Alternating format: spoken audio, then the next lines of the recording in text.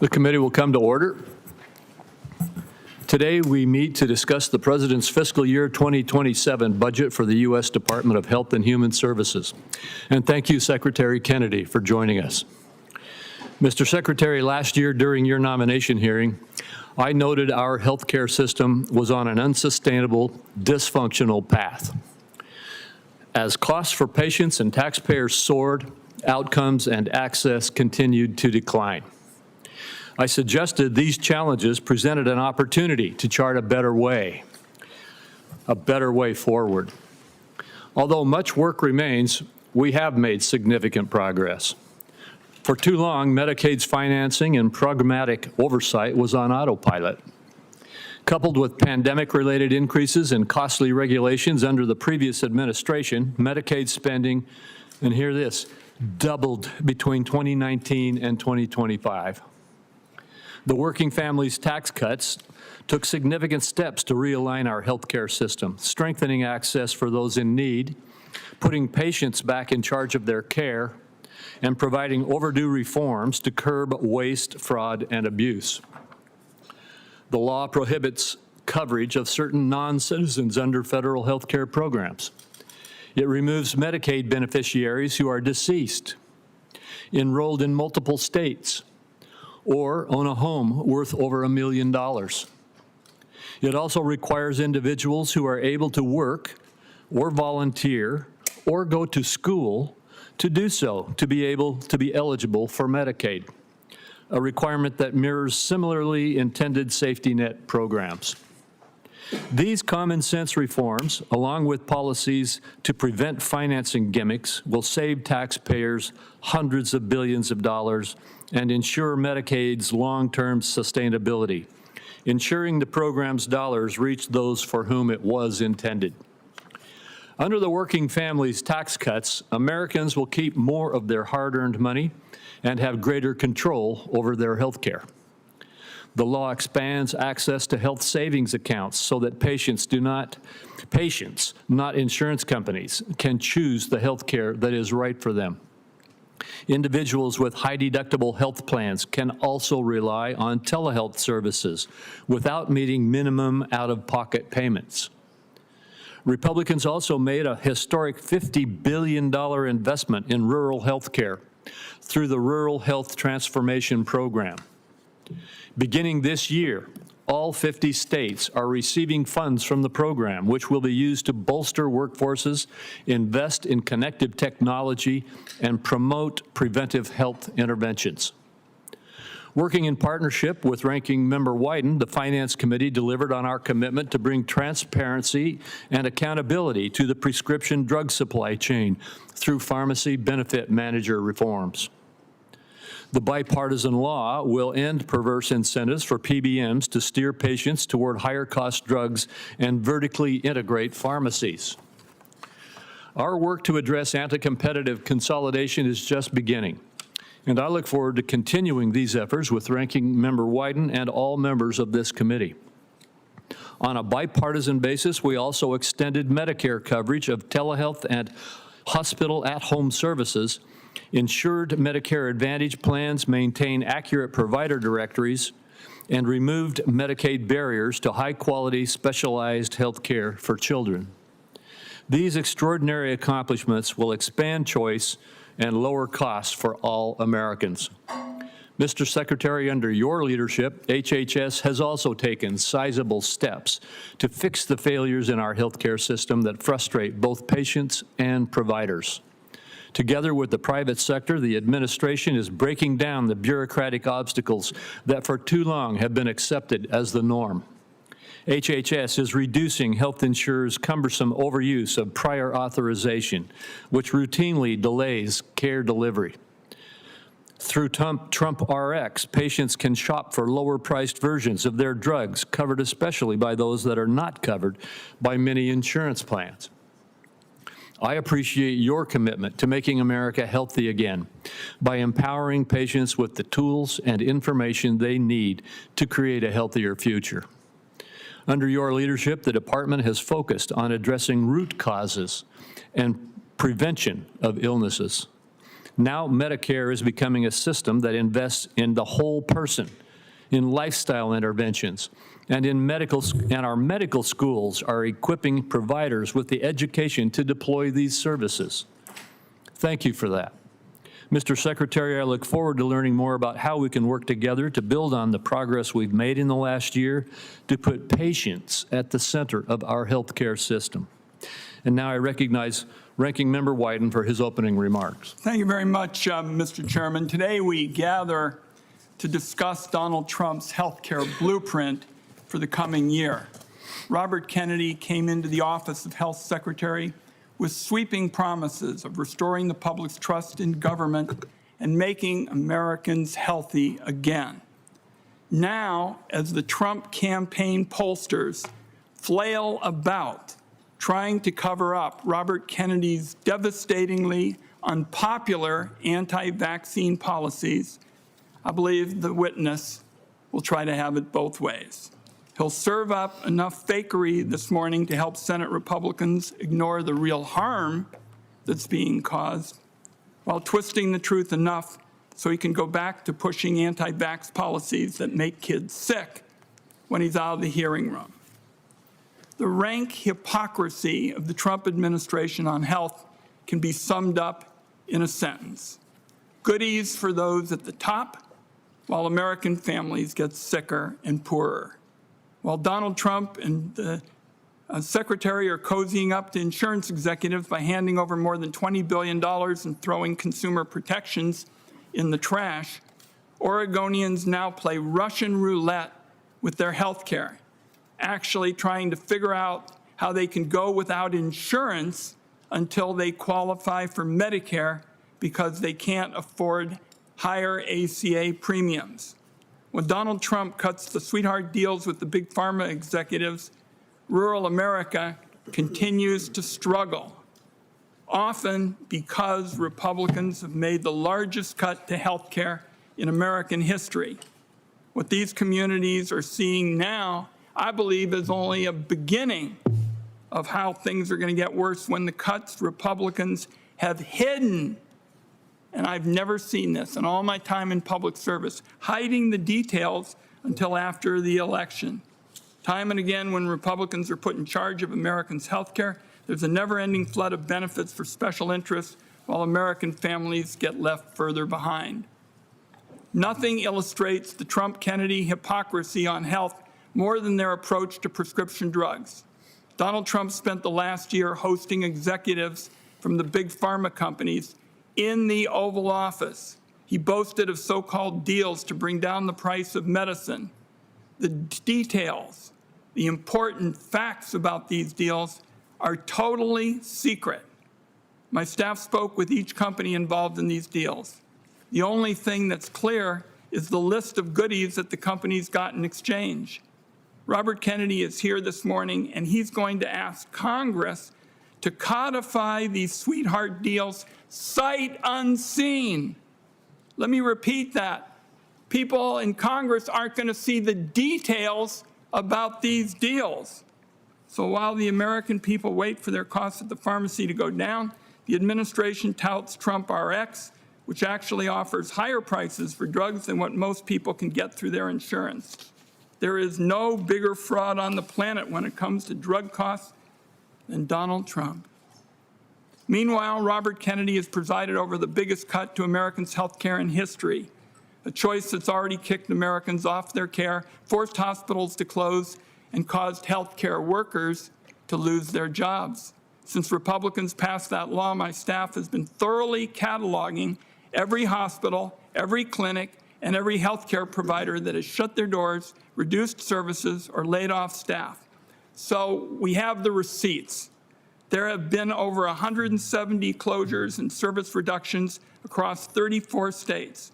Nearly 7,500 healthcare workers have lost their jobs across 24 states. These healthcare providers cited the impossible financial challenges caused by the Republican Medicaid cuts. Mr. Chairman, I'd like to enter into the record our analysis. Without objection.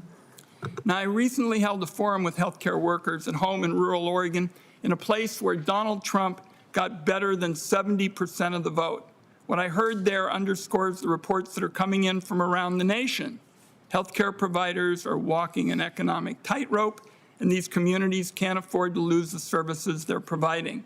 So, Mr. Chairman, I'd like to enter into the record submissions from 5 states, including Oregon, as well as news articles from around the country that confirm the catastrophe that is playing out on the ground as states contend with the impossible task of implementing more than $1 trillion in cuts. Without objection.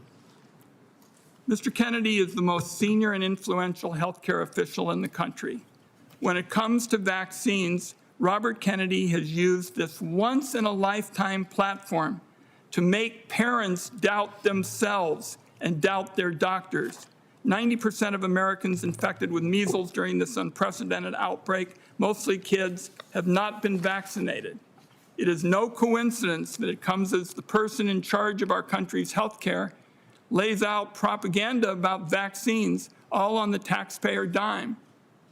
The Secretary has ducked, bobbed, and weaved without taking responsibility of saying what needs to be said. Vaccines save lives in America. They keep kids from getting sick. And yet the Secretary won't say it in plain, straightforward terms. He's repeatedly lied before the Congress. First, he lied to me about his trip to Samoa. Mr. Chairman, I'd like to enter into the record a report by The Guardian and the Associated Press disclosing emails between State Department officials that make it clear that the Secretary was traveling to the island nation to promote his anti-vax views. Without objection. Second, he lied to Congresswoman Terry Sewell by denying that he said black children should be reparented if they receive treatment for ADD and ADHD. And he's continued to lie about the Republican cuts to Medicaid, claiming that there have been no cuts. That is an absurd claim that would get him laughed out of any room in rural America where public officials and healthcare providers gather to make agonizing choices about payment cuts at this moment. These lies and misrepresentations underscore why, as you know, Mr. Chairman, I asked Robert Kennedy to testify under oath the last time he came before the committee. Regardless of whether or not he's taken the oath, he ought to remember that you can't lie to Congress. It's a crime. Our witness is going to tell the committee this morning that Democrats are interested in protecting the status quo. Nothing could be further from the truth. The nation's healthcare system is broken. That's only going to get worse with the Republican cuts that the Secretary has been cheerleading for from the sidelines. Right now, Democrats on this side, to a person, are leading an effort to reimagine healthcare for American families so it is more affordable, more simple, and less beholden to the corporate interests that Republicans empower at every single opportunity. My own take is if the Secretary was serious about making America healthy again, he'd be working with us on dealing with these issues rather than going to the side of big insurance and big pharma with sweetheart deals. It's an important hearing, and I look forward to the questions. Thank you. And with that, Mr. Secretary, we turn it over to you for your opening statement. Chairman Crapo, thank you. Ranking Member Wyden and members of the committee, thank you for the opportunity to appear before you today to discuss President Trump's proposed 2027 budget for HHS. First, I'd like to take a moment to express my deepest condolences to your colleague, Senator Mark Warner, over the recent loss of his daughter, Madison. My thoughts and prayers with him and his family. We stand at a generational turning point. Our children are the sickest generation in modern history, and decades of failed policies, captured agencies, and profit-driven systems caused it. Parents across this country demanded change, and we are delivering it. We're ending the era of federal policies that fueled the chronic disease epidemic and replacing them with policies that put the health of the American people first. President Trump and I are challenging the status quo and the institutions that defended as we work to make America healthy again. In just 15 months, HHS has delivered historic wins. We negotiated the most favored nation drug prices with 16 of the largest pharmaceutical companies so that Americans no longer pay more than other people in wealthy countries for the exact same medications. We're bringing real transparency to healthcare pricing so that patients know the cost of care before they receive it. I use the full convening power of the federal government to bring health insurance CEOs to the table to reform prior authorization, and I brought the 400 largest tech companies together to end information blocking so that for the first time Americans will be able to get their own health records, which they own, on their cell phones.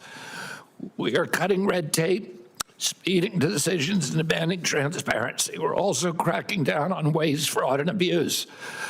This year, HHS and USDA issued new dietary guidelines that put real whole food at the center of the American plate. We flipped the food pyramid upside down and sent a clear message to the American people: eat real food.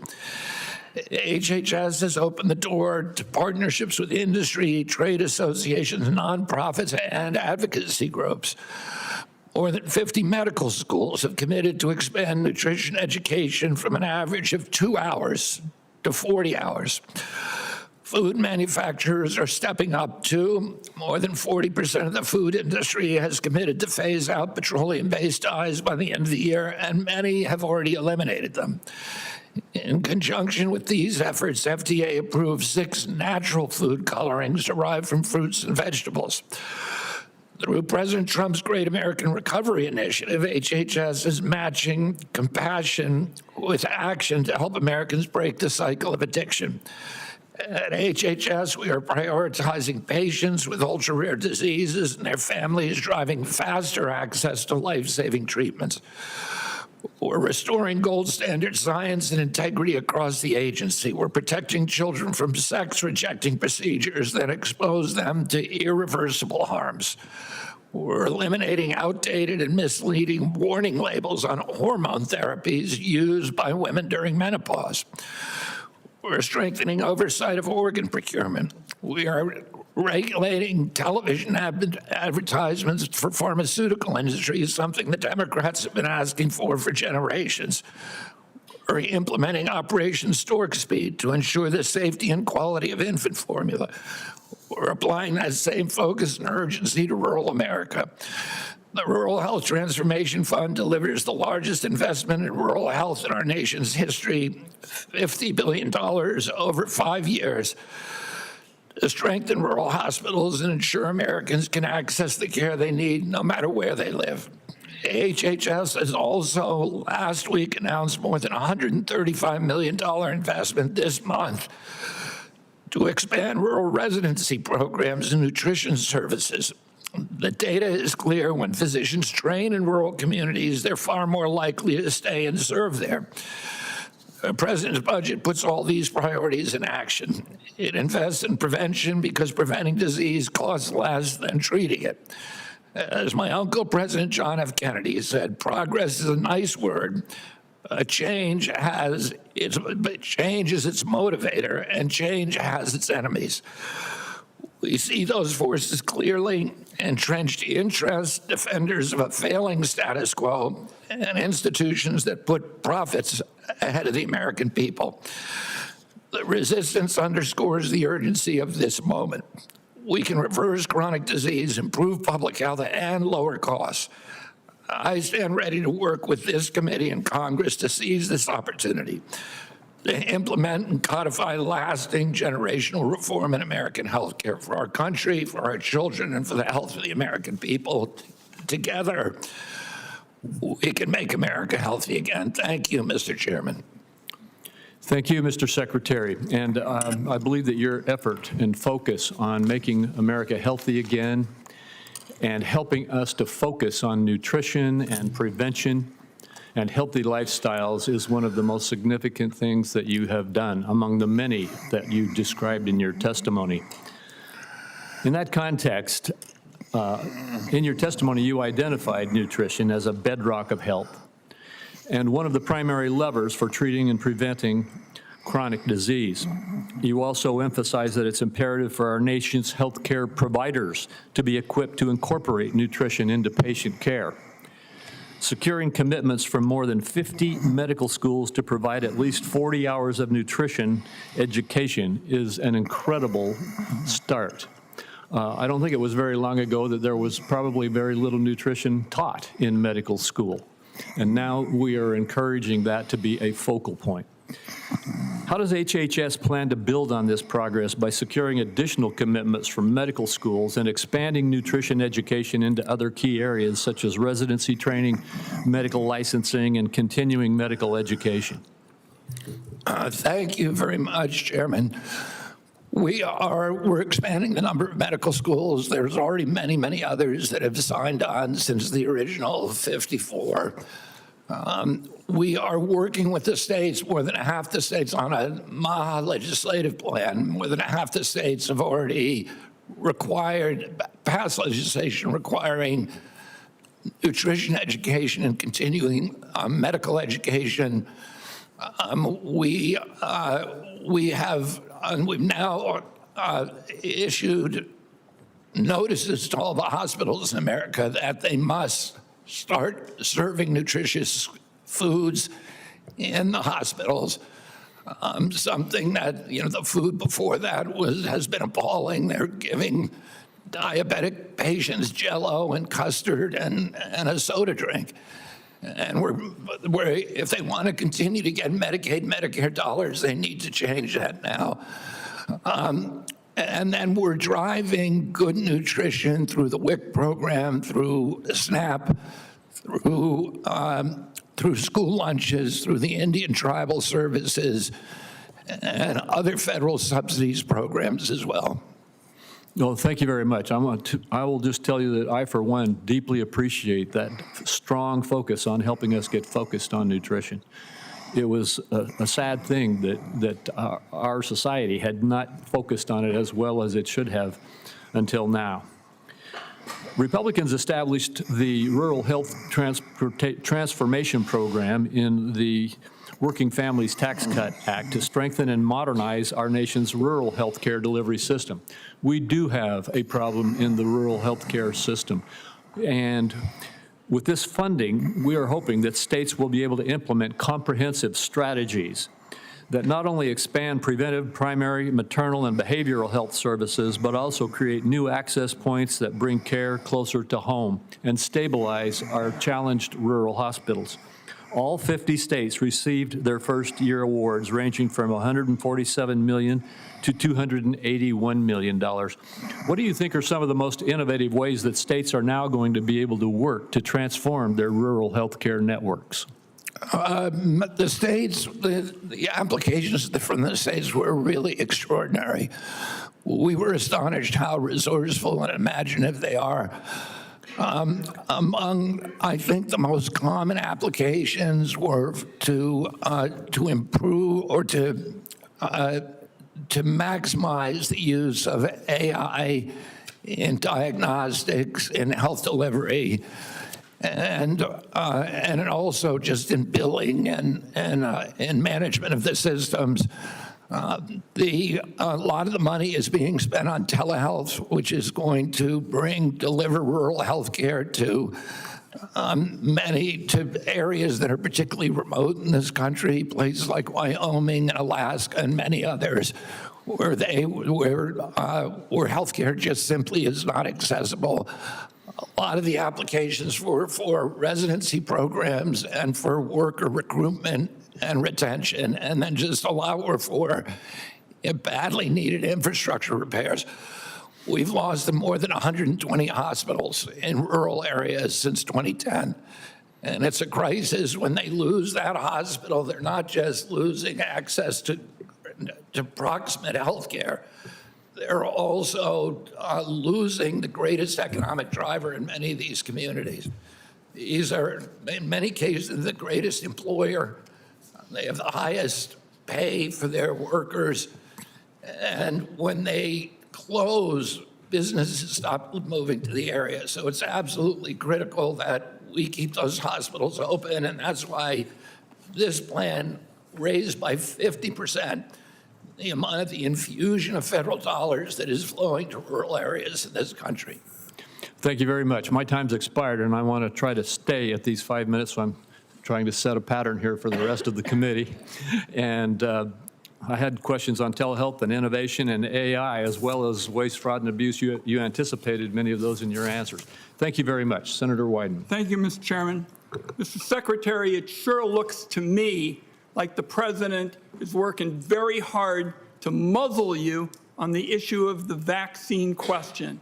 It is very clear, you weren't mentioned at the State of the Union address. The pollsters that the president has have found that 80% of all voters support the childhood vaccine for measles and hepatitis B, but at the same time, your handpicked people at HHS voted to end the universal recommendation of a hepatitis B vaccine for every newborn.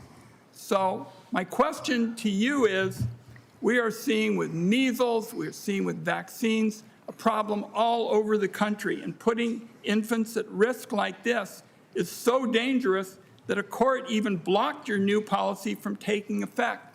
Why would you be doing something that is so awful for kids on this vaccine issue? I know it's been your life work, but you promised that you'd do differently when you came for your confirmation hearing. Senator, we, under my leadership, handled the measles outbreak better than any country in the world. This is a global outbreak. Mexico has 3 times the amount of measles, and they have 1/3 of our population. Canada has twice the number of measles and has 1/8 of our population. We have a 1,700 case this year, 2,200 last year. Europe had 33,000 last year and 127,000 the year before. There are populations that don't want to vaccinate. Mennonites do not want to vaccinate. They have not vaccinated since 1797. It has nothing to do with me. I have not visited Mexico or Europe. I had nothing to do with the measles outbreak here. We have limited our outbreak better than any country in the world because I've talked to Dr. Abbott or Governor Abbott regularly. I talked to Governor McMaster. We send the epidemic intelligence services into their regions when they need it immediately, and we give them the help we can to end the pandemic. There are going to be people who don't vaccinate. The vaccination levels dropped during COVID because people stopped trusting the American government. I am here to restore that trust. All I can tell you is that in America today, when a baby is born, doctors give the baby a hepatitis B vaccination on day 1. With hepatitis B, we're talking about a serious lifelong illness that leads to liver failure and liver transplants. There is no cure. And as of December, you're still appointing people who are trying to undermine that policy. That's not in the interest of families, and that's why the president's pollsters are telling him to isolate you and keep you from talking about it. But I'm telling you, we're going to make sure that the truth gets out. I'm going to move on now to this. That's a mischaracterization of the president. I'm asking the questions, Mr. Secretary. I'm moving on now to the drug pricing question and the disclosure of these deals. These secret deals with pharmaceutical companies set up a never-ending flood of goodies for big pharma. You take Pfizer, for example. The day after Pfizer's CEO stood in the Oval Office with Trump, the company's stock prices soared through the roof. Pfizer's going to get a blanket exemption from Trump's drug tariffs, and all of Pfizer's drugs are exempt from Trump's latest fake scheme to align Medicare prices with those in other countries. So it doesn't seem to me that the American people get a whole lot, from this. And every Democratic member of our committee is demanding that you disclose the deals, the specifics. The public's got a right to know about something of this kind of consequence, and every single Democrat up here wants to see this as a transparency issue. Now, yesterday, you indicated to my colleague, Senator Merkley, that you would give out some information about the deals, but not the real information that would indicate if the deals are so good, why is the Trump administration trying to hide them? So my question to you is, yes or no? This is a yes or no question reflecting the interest of our colleagues up here. Will you commit to releasing your written agreements with the pharmaceutical companies tomorrow. No, I will not, and I can explain why. Those agreements contain proprietary information and trade secrets. When you pass the Inflation Reduction Act and ordered me to negotiate with the pharmaceutical companies, you put in a provision that required NDAs, because nobody's going to come to the table with me if I start releasing proprietary information. You seem to be saying we were paying the highest prices for drugs in the world. You seem to be arguing that now we're paying the lowest. We've dropped IVF by 83%. We've dropped GLPs by 89%. Insulin, COPD drugs, asthma drugs that the American people, now they're paying the lowest cost in the world rather than the highest. And you want to go back on that? You can do this better than us. We did it because you wouldn't act. You have a lot more power to negotiate than we do. Why don't you just go do it? Well, you've been promising to do it for 20 years, and you've never done it. Mr. Secretary, we are going to do it. But when you try to hide the information on consequential issues, as you're doing on these Trump RX things, it makes it harder for us to make marketplace forces. You're in bed with Big Pharma. You're telling me you don't have secret agreements here and secret meetings here in Congress all the time, every day? Senator Scott. Thank you. Good morning. Good morning. Secretary Kennedy, I want to start off by thanking you for everything that you, HHS, CDC did. Truly an incredible job helping South Carolina, my home state, throughout our measles outbreak. South Carolina has experienced the largest outbreak in U.S. history since measles was declared eliminated more than 2 decades ago. From the calls you made to our governor, to the countless weekly calls between CDC and South Carolina's Department of Public Health staff, to the CDC staff being deployed to the upstate, I know without a question, we would not be on the right side of this outbreak without your leadership and without your help. And South Carolina is indebted to your leadership, and we really appreciate that. Thank you, Senator.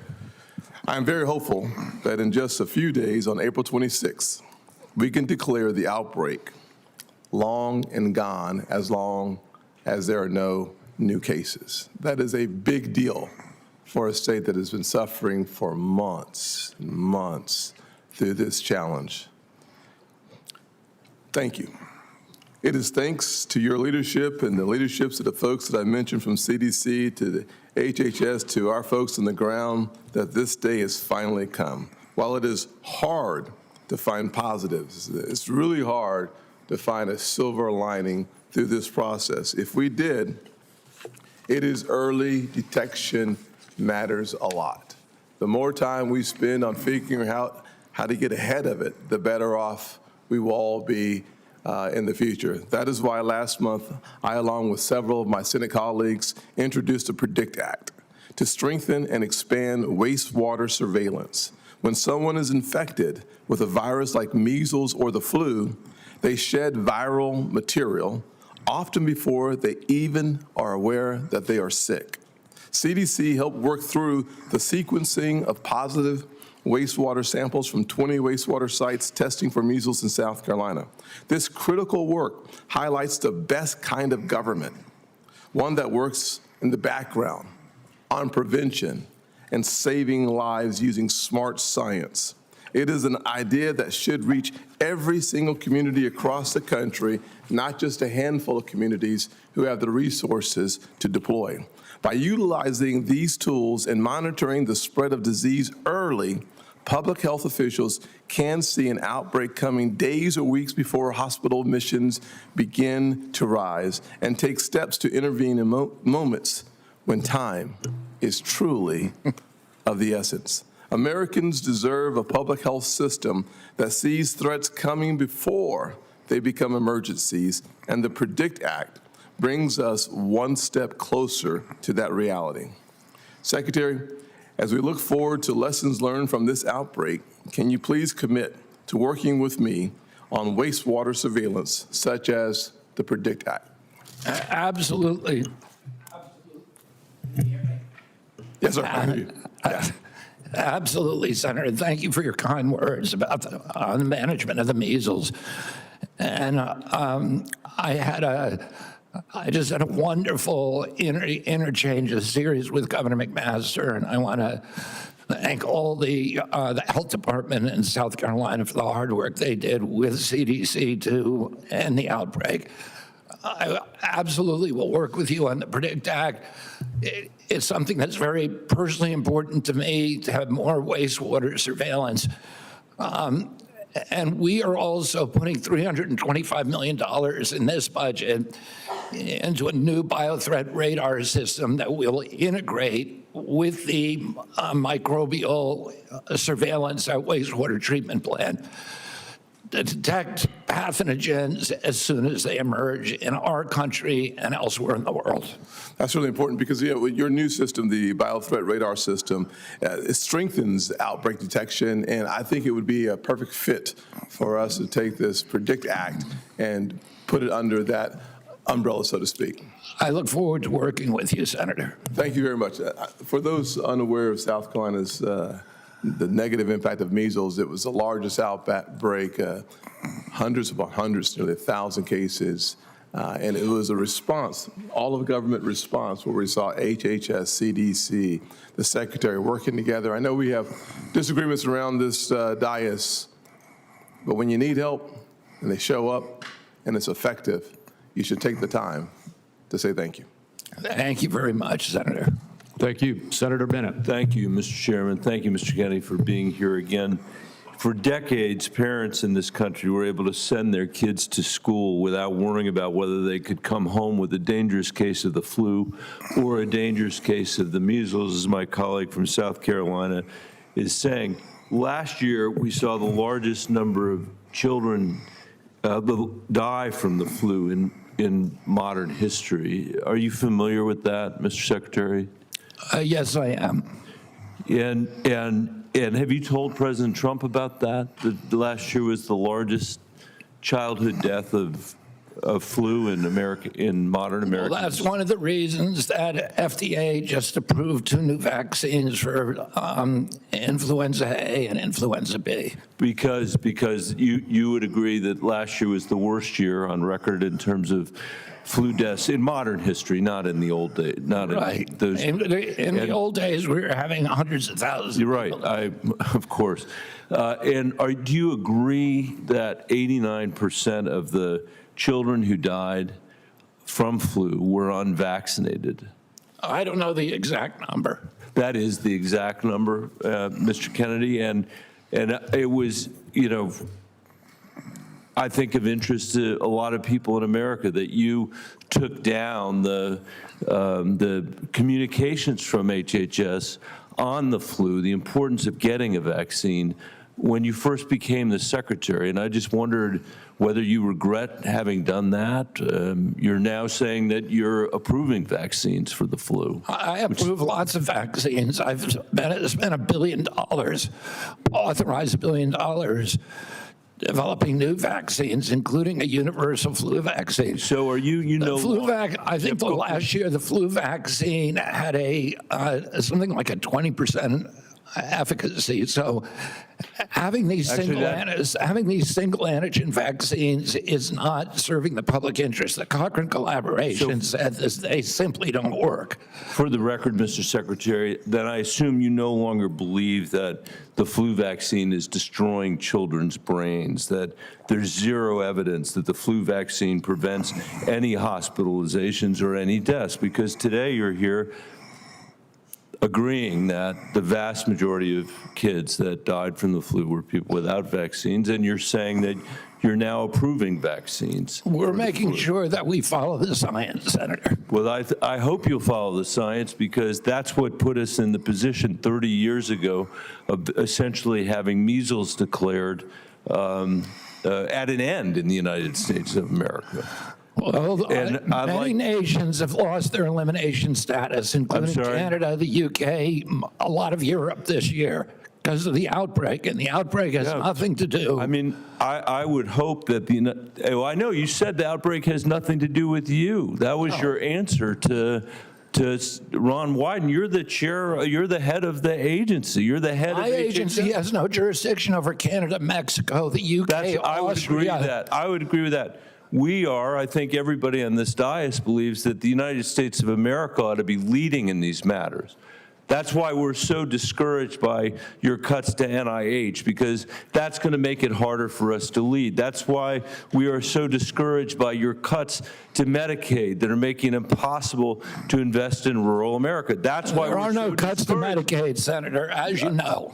There's No, no I cuts to Medicaid. There's That's the congressional absolutely- budget. That is Mr. Kennedy, that's- Look at the Congressional Budget Office this week. They say we are increasing Medicaid They have spending by not- 47% yeah, as over 10 years.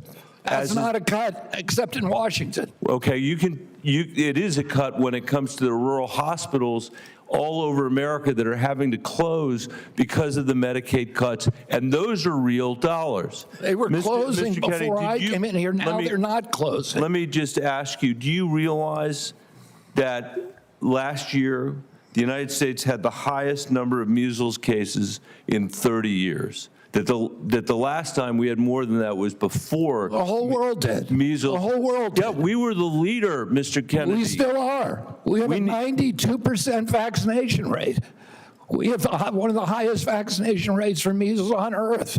So are you taking the position, let me ask you, are you taking the position, as your CDC director has taken, that the measles vaccine is vital to keeping American children healthy in this country? Are you taking that position today? That has not been your position. That's my position. We promote the measles vaccine. Thank you, Mr. Chairman. That will be, I hope you will go out to America and promote this.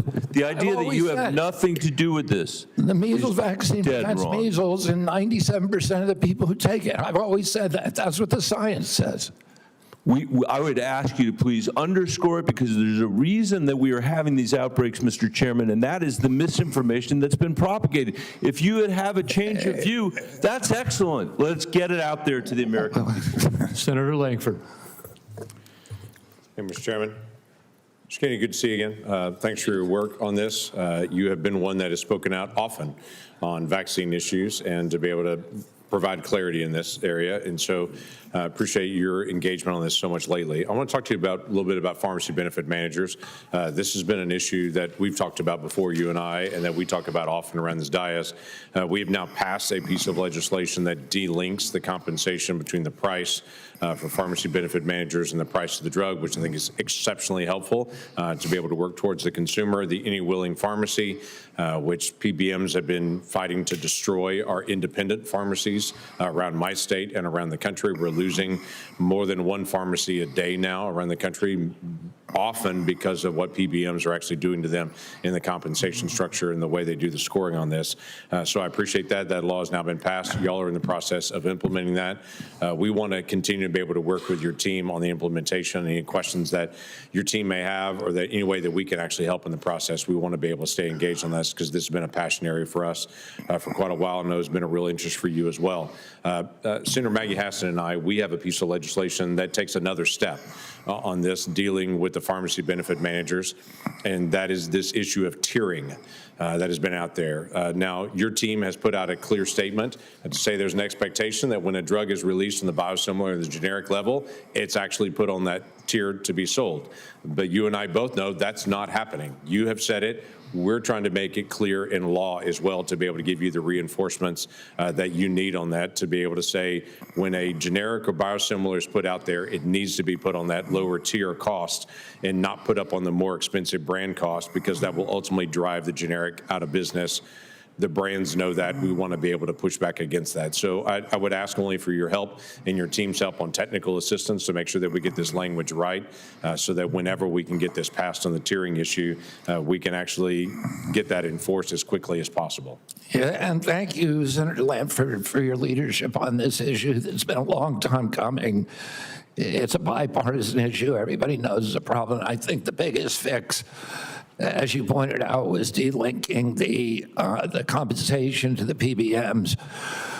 from the list price of the pharmaceutical, which created the perverse incentive of having them choose. They're supposed to be looking out for our interests, but the highest cost pharmaceutical would net them the most profits, so they were giving us a higher cost rather than lower cost. There's a couple of the PBMs that have now, Sigma, David Cordani has, I think, taken the lead in expanding transparency, so the industry has a template for doing this, but we need to keep working on this to make sure that they're actually, to the extent they're working in the system, that they're doing what they were meant to do, which is to lower costs for consumers rather than raise it. Yeah, that's our target as well. I've told the PBM companies, hey, I'm not opposed to your company. I'm just opposed to you trying to shut down my independent pharmacies and raising the prices of consumers. That's the biggest issue that's out there on that. We want to get lower price and greater access on this, not less and less on it. I want to switch to a subject you and I have not spent a lot of time talking about, but is continuing to be able to rise, and that's the issue of assisted suicide. We now have 3 states, California, Colorado, and Vermont, that disability groups are filing charges against some of the assisted suicide laws because it seems to target those with disabilities. And the Americans with Disability Act, passed in 1990, that act has worked to be able to protect those with disabilities, not incentivize them to take their own life.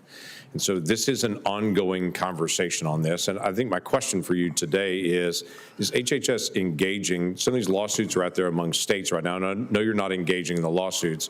What is HHS doing to be able to protect those with disabilities that may be targeted by these assisted suicide laws? I mean, to me, I think those laws are abhorrent. And we see in Canada today, I think it's the #1 cause of death is assisted suicide. And as you say, it targets people with disabilities and people who are struggling in their lives. And I don't think we can be a moral society. We can't be a moral authority around the globe if that becomes institutionalized throughout our society. So I'm happy to work with you in whatever way we can. Be great. Love to have the help on that. We've now seen a rise of people with eating disorders that are giving access to assisted suicide, and this is just wrong in a multitude of ways. One quick statement, we'll follow up on this in writing on it. Oklahoma is still pursuing the Title $10 that the Biden administration took away from my state of Oklahoma because we would not promote abortion in the state. So they removed Title X funding from us. It's about $9 million on that. We'll follow up with your team on that one as well, but we're still trying to be able to get access to those dollars the Biden administration tried to punish my state. We will work with you to try to fix that, Thank Senator you. Langford. Thank you. Senator Hassan. Thank you, Mr. Chair, and Senator Wyden for holding this hearing. Thank you, Secretary Kennedy, for being here this morning. Look, I have noticed that while HHS has done relatively little promotion of the life-saving measles vaccine that we were all just discussing, you have been doing a lot of your own self-promotion using official government channels and resources. HHS produced a video of you and Kid Rock exercising and drinking milk in a hot tub, I think at his pretend White House. Another official video features a dramatic sequence of you as a shirtless WWE fighter. You also posted a video on government accounts that depicts you as a video game hero. And you've even posted multiple photos of your younger self over time, your face, to say that you alone are the leader taking on big pharma in this administration. Does the president know about this self-promotion campaign that you're carrying out with official HHS resources? I didn't know about a number of those videos. We have They've all come out like in the last 6 weeks, or a couple of months. I just happen to not see them. I have no All right, idea if the president. so you don't know how your own team is managing official U.S. Resources and promoting you in the process. So the president hasn't authorized you to use HHS resources for these vanity projects? You know, I was asked the other day by one of the senators about the Kid Rock video, how much it cost the U.S. government, and I asked my team how much it cost, and they said zero. Well, so interesting. I mean, you were at Kid Rock's home. Did the president authorize you to use official HHS resources for these vanity projects? That's my question. Have you discussed them with the president? Did he authorize the use of them? I've never discussed it with the president. All right, so as far as you know, he hasn't authorized it. Now, let me move on to a couple of other decisions that you've made. Did the president approve your decision to fire all 17 members of the CDC's vaccine committee in June of 2025? You mean, did I talk to him directly? We talked to the White House DPC. So, again, my question is about the decision process in this administration about firing 17 members of the CDC's vaccine committee that is established under law. Did the president approve that decision to fire the CDC's vaccine committee members in June of 2025? Well, yes, he did. Yes, he did. Okay, so now you also made changes to the vaccine committee charter just 2 weeks ago. It appears to get around the federal court decision that said you had improperly disbanded the vaccine committee. So did President Trump authorize you to do that? DPC did, which is the Domestic Policy Council, which is in the White House. So the Domestic Policy Council did, but have you discussed with the president? I don't know if it was elevated to the presidential level, but it was. So you're making extraordinary changes to the vaccine charter so that you will be able to bring on quacks and conspiracy theorists to guide vaccine policy in this country, and you haven't discussed it with the president. Look, I am asking these questions because it appears to me We're required that you to are upgrade the focused on charter every promoting 2 years. This is my time, sir. I'm asking these questions because it appears to me that you're focused on promoting yourself over everyone else, promoting your own theories over actual scientific inquiry, promoting your own unqualified lackeys over doctors and scientists, and promoting images where you think you look cool rather than messages that will help people live healthier lives. It is always about you and building a platform for yourself, which means it's never about the American people or Is their that a public health question? and safety. Is it a question? Now, let me go Because on I'd to my, like to let me go answer on it. to my next question. I That agree wasn't a with you question if that I'm not all allowed to Americans, answer it. you answered questions, Yeah, and I drew those conclusions from your answers, and that's why I Can have I this answer time the on the question? dais and you do not. Now, I agree with you that all Americans should have access to healthy food. However, President Trump has made it far harder for families to afford their groceries. As I am looking at my time, so I'm going to hold this question for the next hearing where I will see you this afternoon. Thank you. Thank you. Senator Cortez Masto. Thank you. Let me keep in the line of the conversations about whether the president understands what you're doing here. Just yesterday, there is an article in the Wall Street Journal, Oncologists versus the FDA and RFK Jr. I can't hear you, Senator. There are many concerns from oncologists in this country because under your administration, the life-saving drug for metastatic melanoma has not been approved. And in fact, you've been asked about this in hearings. And according to the article in the Review Journal, so I want to give you an opportunity to correct some of this, you said every panel within FDA, all the career panels, the career scientists who looked at the drug said it was not effective. According to the Wall Street Journal, that isn't true. The initial panel that reviewed Replimune RP1 recommended approval. Secondly, when you sent a rejection letter, you parroted that Replimune not only was it a one-arm trial, and all the people who were tested I can't hear also you. received a chemotherapy drug, so we don't know what the effect was. And again, the fact check, no patients in the trial received chemotherapy. Let me also reiterate, oncologists in this country, oncologists who treat patients with cancer, life-saving drugs, are asking and anticipated that this drug would be approved. There is no concern. And my question to you is based on the misinformation that you have said in previous hearings about this drug, are you prepared to change your position and actually move forward? And does the president understand that your decision that you're making is preventing oncologists in this country from treating cancer patients with life-saving drug? Yeah, I mean, first of all, I had nothing to do with this decision. This decision comes out of FDA, and we trust the process there. And I've been told by Marty McCary that every panel that looked at that drug unanimously voted against it. And they voted against it because it does not appear to work, because the trial was a one-arm trial when the company was asked to do a two-arm trial. But clearly that's misinformation. I would ask yourself, Mr. Kennedy, no, I'm going to ask you. why would I ever reject a drug that works? Why would you prevent the opportunity for life-saving drugs to an individual? That's a great question.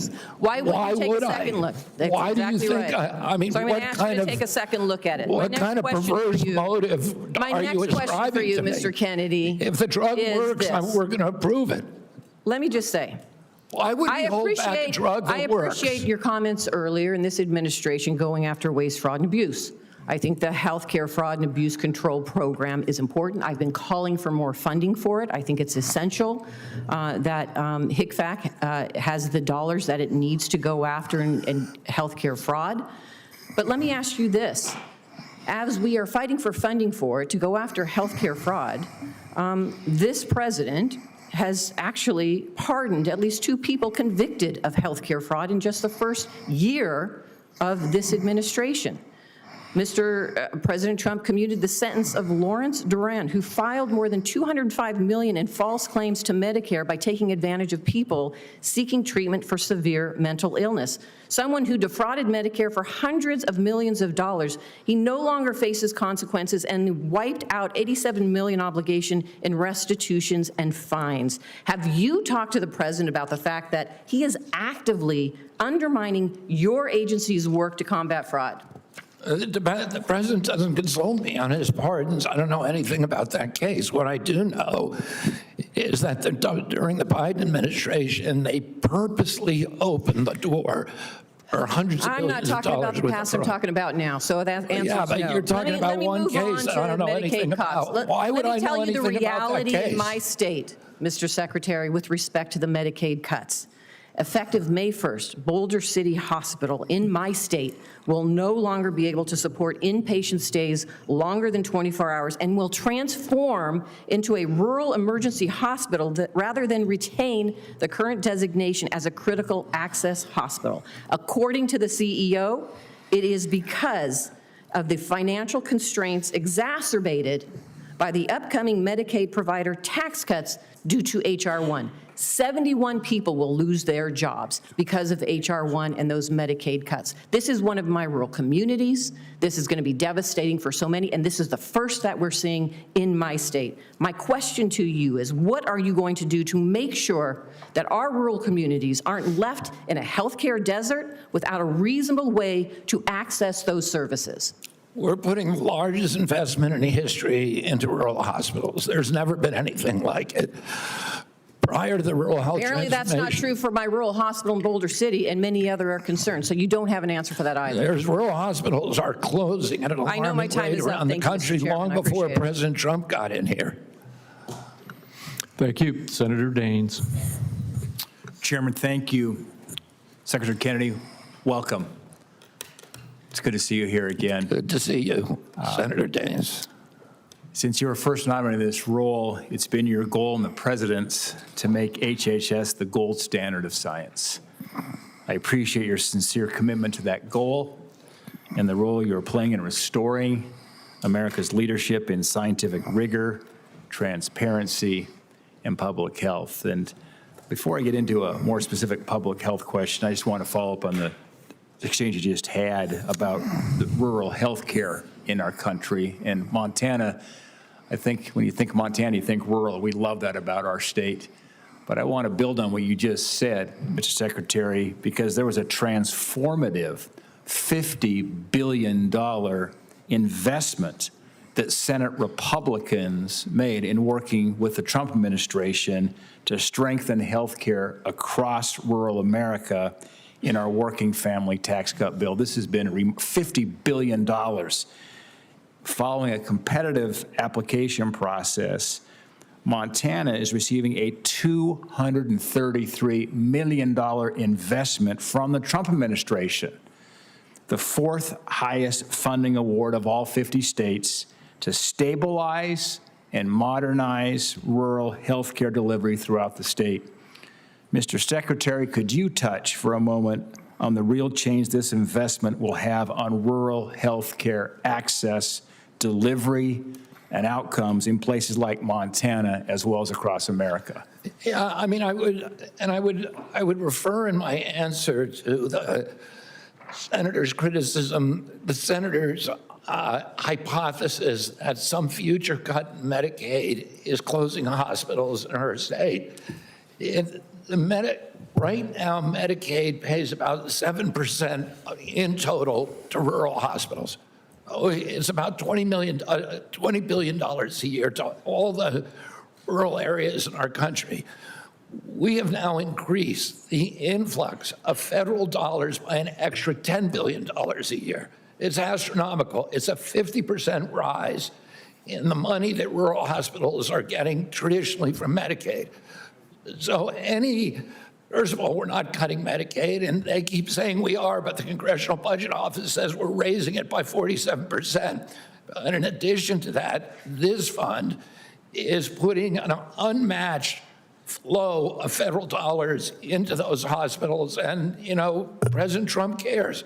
And all these hospitals are closing. We got to keep rural America alive, and you cannot do that without local health care. Secretary, I met yesterday with our hospital administrators from across our state. They came in, CEOs came into my office, and we were talking about the enthusiasm, excitement they had about what's happening right now, as you just articulated.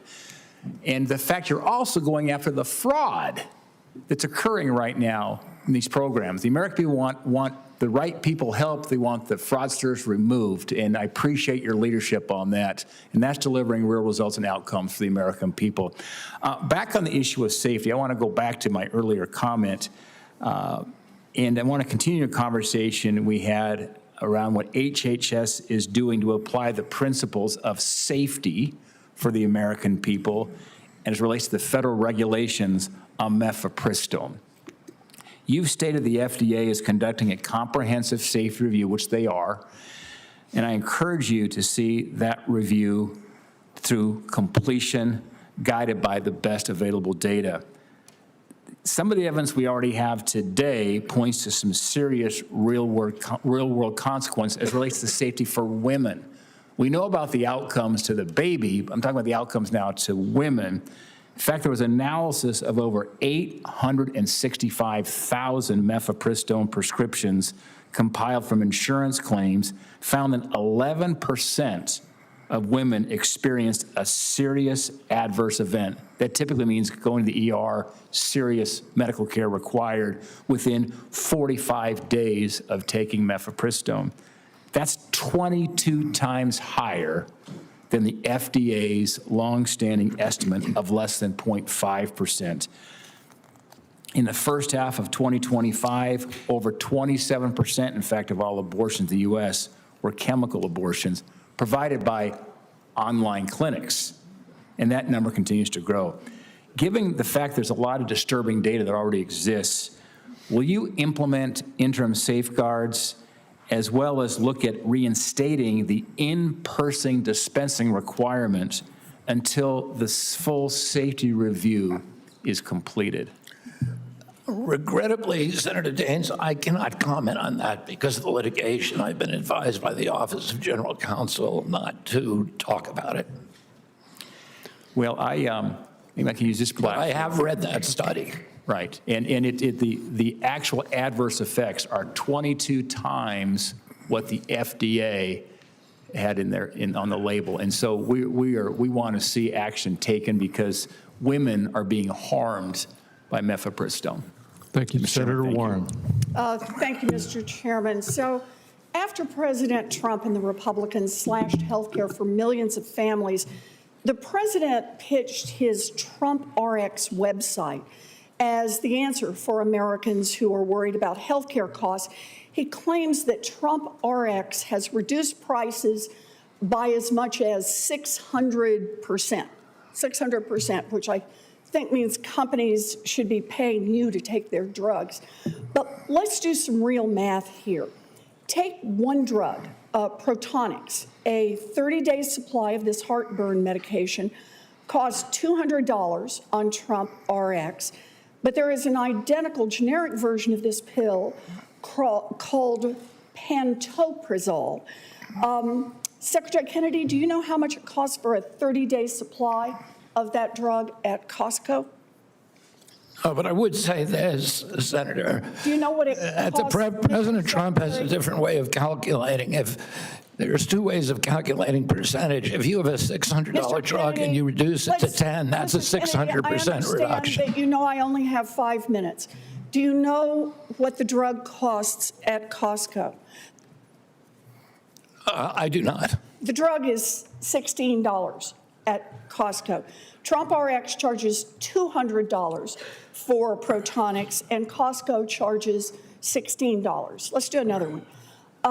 Pitocin is a treatment for heart arrhythmia. It costs $336 on Trump RX, or you can get the generic at Cost Plus Drugs for $12. So you tell me, Mr. Secretary, are patients better off paying $336 on Trump RX or $12 at Cost Plus Drugs?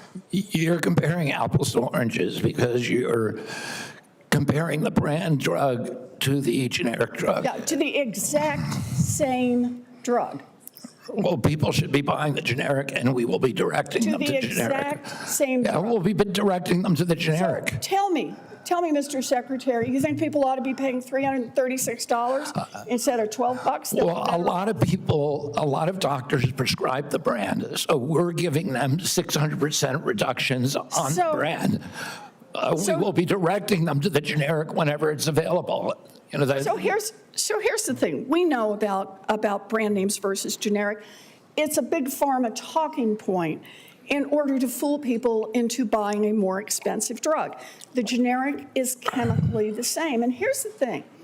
If you're buying a drug on Trump RX, there is a more than 1 in 4 chance that Trump's discount is actually a price hike. And for an anti-big pharma guy, you sure don't seem worried about steering patients to more expensive drugs that are going to pad big pharma's profits. But there's more in this deal. In exchange for these scam discounts, President Trump has exempted these drug companies from his 100% tariffs. So think about that. Big pharma makes billions of dollars in tariff relief by listing their drugs on Trump RX, and then they don't even lower the costs on many of these drugs. That is a great deal for big pharma. So, Secretary Kennedy, here's my question. Did you sign off on these sweetheart deals for big pharma, or was this all President Trump's idea? The tariff relief is only applicable if the company has agreed to produce the drug in America. They have 1 year to do so. Well, And then they don't get the tariff relief, and then it is going to bankrupt them. so you're the one who negotiated these? Did I negotiate the deal? You negotiated these deals. Will you make those deals available to us so we can see them? I didn't personally negotiate them. All right. Did your team negotiate these deals? Yes. Will you make those deals available to us so we can see them? A little transparency? We will make I've already said this. I'm happy to make the deals available, except for proprietary information and trade secrets, which, when you Good. pass the IRA. I will hold you to that, Mr. Secretary, because if these deals with Big Pharma are so great for Americans, then we should be able to see what promises have been made. You have the power to make Trump this deal RX yourself. Why don't you is do that? one Why did you? more Trump We scam. did this because Right you up refused to here, do I it. think what we've got is Trump University. You have a lot more power to water, negotiate than we Trump do. Steaks. We got the Americans are lowest getting prices in crushed history. by healthcare costs, and you and Donald Trump are actually making the problem worse. The American public deserves better. Millions of Mr. people who Chairman. are using Trump RX disagree with you. I said the millions of people who are using Trump RX They got a disagree better with you. than 1 out of 4 chance of paying more at Trump RX than they would if they went to Costco. That's not much of a deal for the American people. Not on branded drugs. Oh, so your answer is Americans should just not take We are prescription drugs? And directing that's the people, financial- we will be directing people to the generics, the cheapest available. But a lot of doctors prescribe the brands, and we're giving them massive reductions in the brands. So those mass discounts are Massive. that people can pay 600%. 600%. They can pay hundreds of dollars Or more. on Trump RX, or they can get it for $12 at This is Costco. the second instance of the secretary denying the public's right to know. That's all that the members on this committee have asked for. All right, thank you, Senator Wyden, Senator Warren. At this point, to the rest of the members of the committee, we're going to take a 5 or 10-minute break, and then we will come back and resume the questioning. The committee will recess.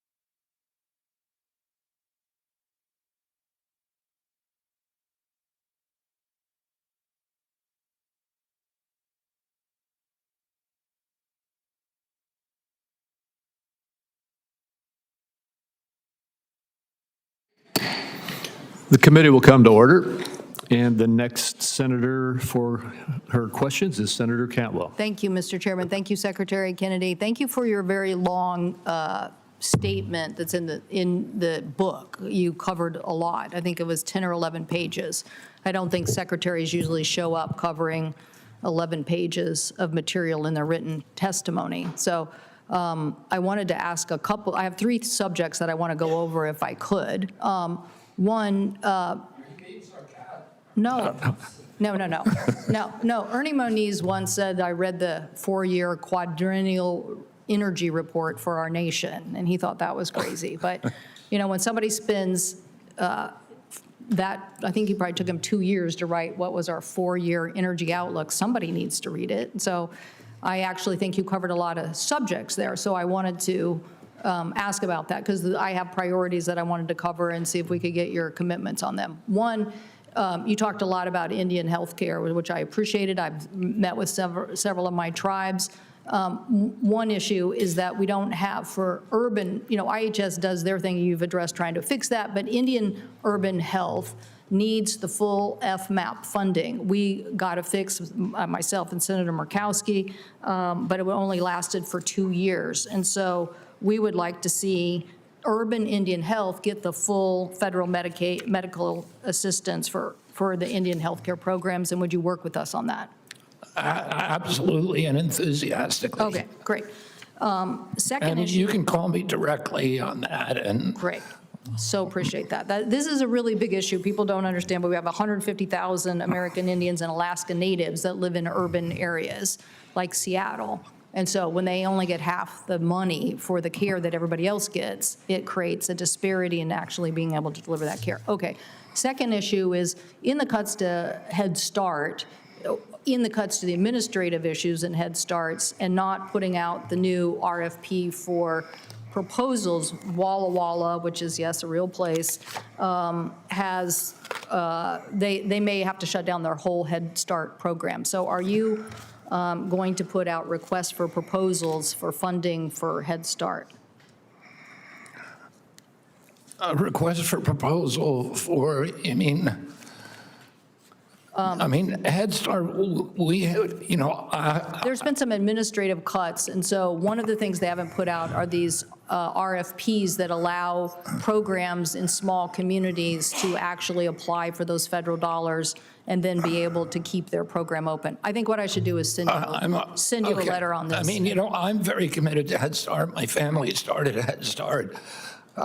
We protected it in the budget. I just put $62 million extra into it so that they can do good nutrition. I'm happy to work with you to make Right. sure. I think this is an area where we might say, yes, Secretary, would you call the administrator in Walla Walla, Washington? Okay, so the big question. I'm happy to do that. Thank you. The big question I wanted to ask about is this issue of WISER. I don't know if you've heard about this, and you mentioned briefly in your testimony the coverage of modernization of CMS in technology.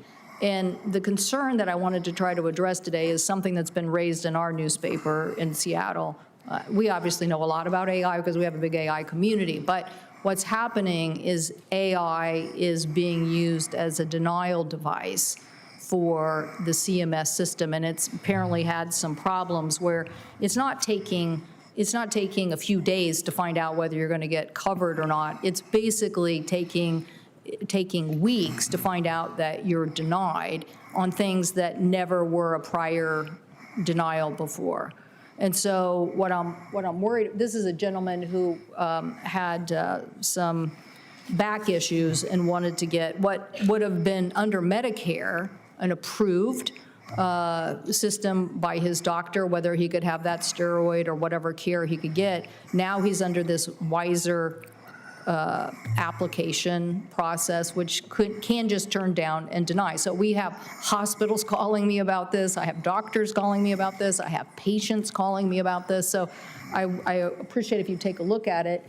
Yeah, go ahead. Okay, first of all, that kind of delay is unacceptable, and we will work with you on it.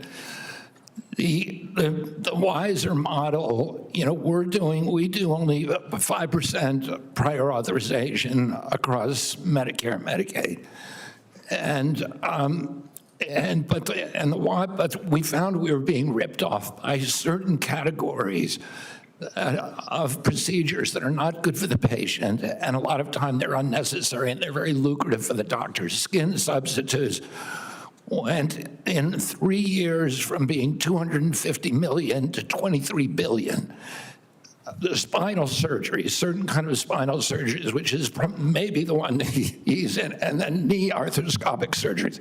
So the AI targets those, and I don't know what happens then. But anyway, it shouldn't be delayed, and we will try to work with you to fix it. I just want to bring up my last point, because I know my time's expired, but this is exactly the point. Somebody might have had a bright idea. I think AI should be used for advancing research and finding things that might take us years to figure out and find them out in months instead.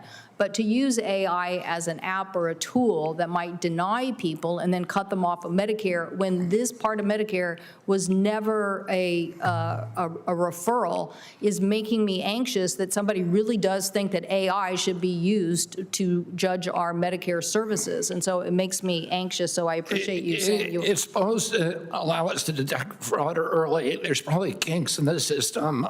I will work with you to try to straighten that out. But as I said, we were getting ripped off for $23 billion just by one category of procedure. I don't want Mr. Magnuson, who I showed, to be ripped off, though. And I think that's the scary thing about AI is that if we really think we're going to put AI in charge of deciding on instead of doctors, I think we're going to have some real problems. And also, would you think about the transparency on this? Because if you created that model or that app, or I think here is a third party, what is the transparency that we all have about how that app works? Yeah, it's supposed to have a human supervisor so that the human, when prior authorization is denied, that there's supposed to be a human being who checks that off, and that the AI just identifies at the outset. We want to know before so that we're not, I hear what you're saying. So thank you, Mr. Chairman. Senator Barrasso. Thank you, Mr. Chair. Mr. Secretary, thanks for being here today. I really applaud what the administration's doing in terms of focusing on making America healthy again. And we can agree that addressing chronic diseases is not a simple task. At its core, making America healthy depends on prevention. I believe that as a doctor, practiced a long time, was involved with the Wyoming Health Fairs, all focused on prevention. There is something called the U.S. Preventative Services Task Force. It has a 40-year history of providing independent, evidence-based recommendations on preventive care. It's part of HHS. And as a doctor, I've relied on these recommendations over the years. They've helped shape the standard of care across the country, from cancer screening to heart health. And I believe if more people followed the recommendations, our country would be a lot healthier. Last week, before the House Ways and Means Committee, you said you thought the task force had been lackadaisical and negligent for 20 years. I mean, they did a lot of good work on breast cancer prevention, cervical cancer, alcohol in pregnancy, and then you said you'd plan to bring on new members with a clear mission. So over the last year, they've canceled and not rescheduled multiple meetings of the task force. The department has. One of them was just on 3 days' notice. And I'm concerned that these actions show that we're not really prioritizing this important task force. So how are you demonstrating that you have a serious and consistent plan to reform the task force on prevention? And what exactly do you believe the Preventive Services Task Force has been getting wrong? The task force is critically important. It plays a critical role in getting compensation, CMS compensation for important approved interventions. We consider that critical. The meetings were intermittent. I know I have not done a good job at getting the meetings out there. We are going to change that. And then we're posting applications that a number of the members are rotating out, and I think there's only 5 left. We're posting applications. We're going to get resumes. This week, we encourage people to send in resumes who are in all these different specialties. the number of specialties were not well represented on the committee, and we want to increase that to make sure that everybody is represented there, and to increase the number of meetings and also increase the transparency of the meetings. In January of 2026, the addition of the American family physicians, a lot of physicians that practice all across the country read, they follow this. Dr. Doug Campos-Altkult raised some concerns about the future of the task force that we're talking about here. Particularly, he talked about the risk of undermining its independence and evidence-based methodology. And Mr. Chairman, I ask unanimous consent that this article I could submit to the record.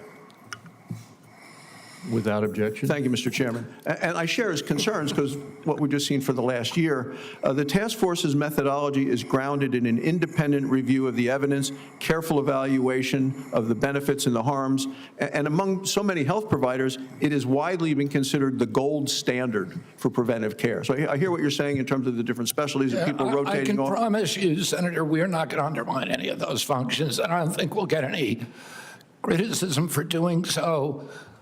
We just want to get the best people and have a more representative group of specialties. Okay, so you believe it's still the current methodology, the way they do it is still the gold I think standard? there are some limitations that we are trying to address, and I'm happy to meet with you or consult with you to make sure we're doing it right.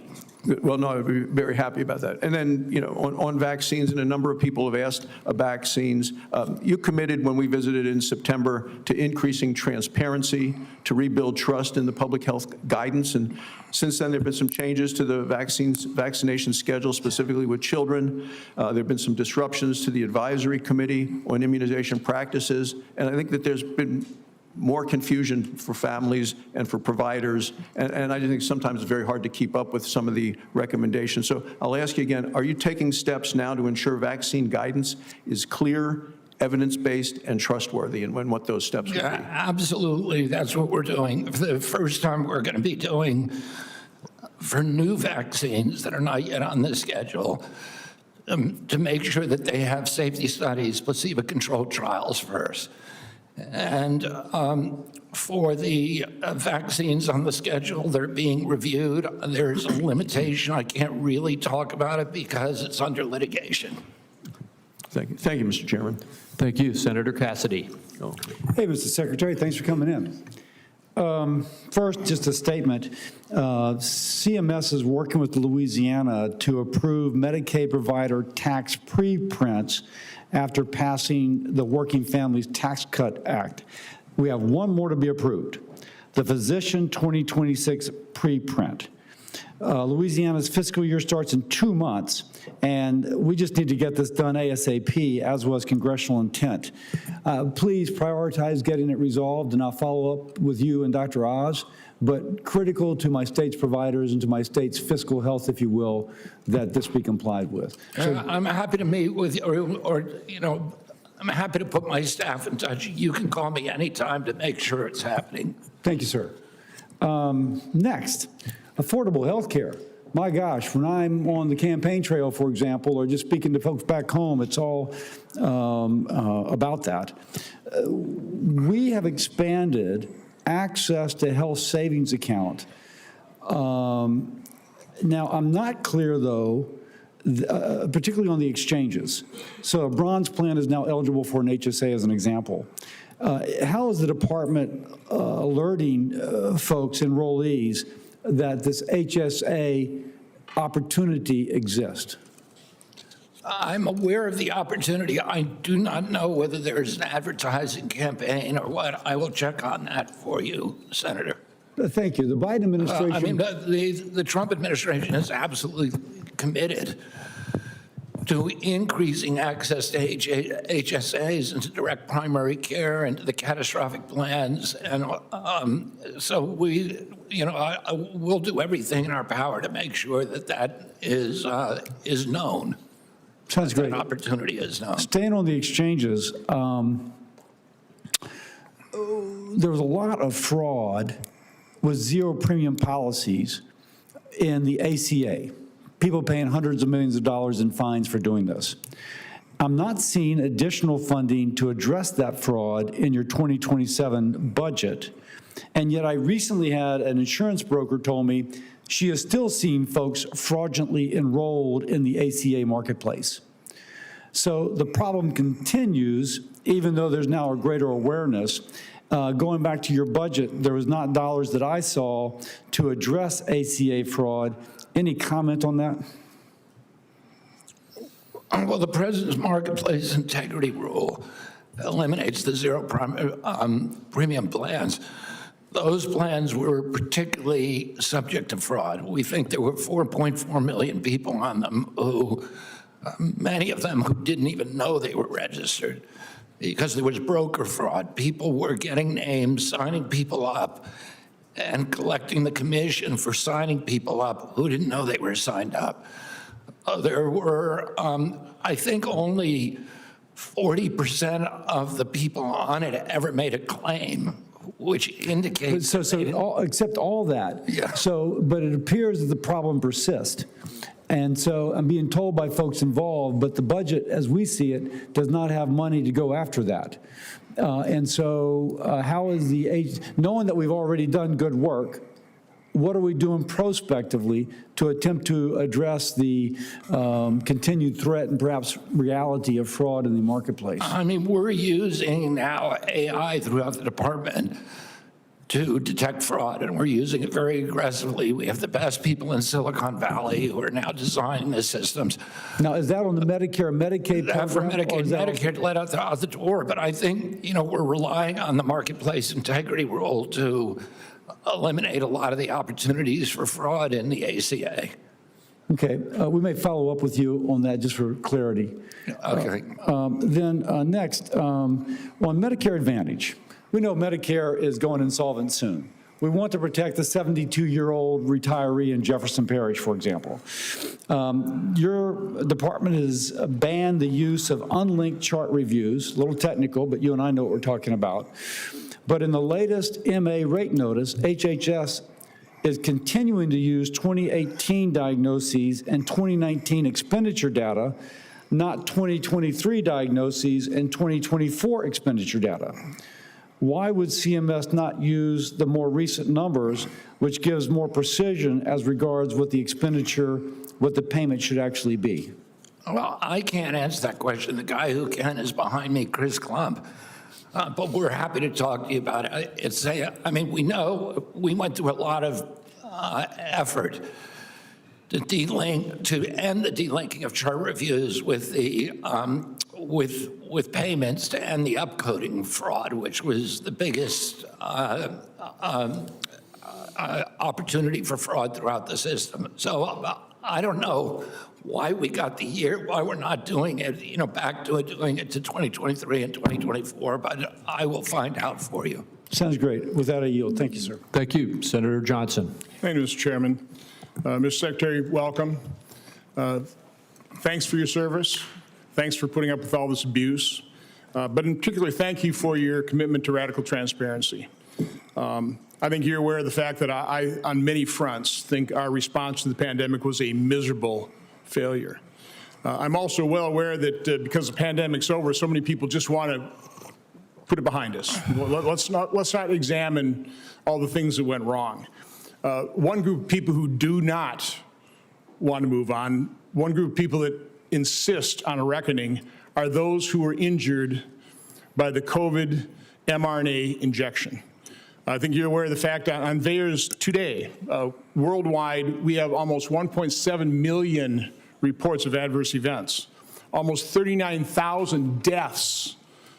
By the way, of those deaths, 24% occurred either on the day of injection or within 1 or 2 days. Now, I know VAERS doesn't prove causation, but man, that's a correlation. The injection injured, I refuse to call it a vaccine, it's not a traditional vaccine. The injection injured, at a minimum, would like to have their injuries acknowledged so they can get treatment. I saw a horribly sad video of a man in Japan, the central line, being effectively treated for his injection injury, couldn't get treatment here in the U.S.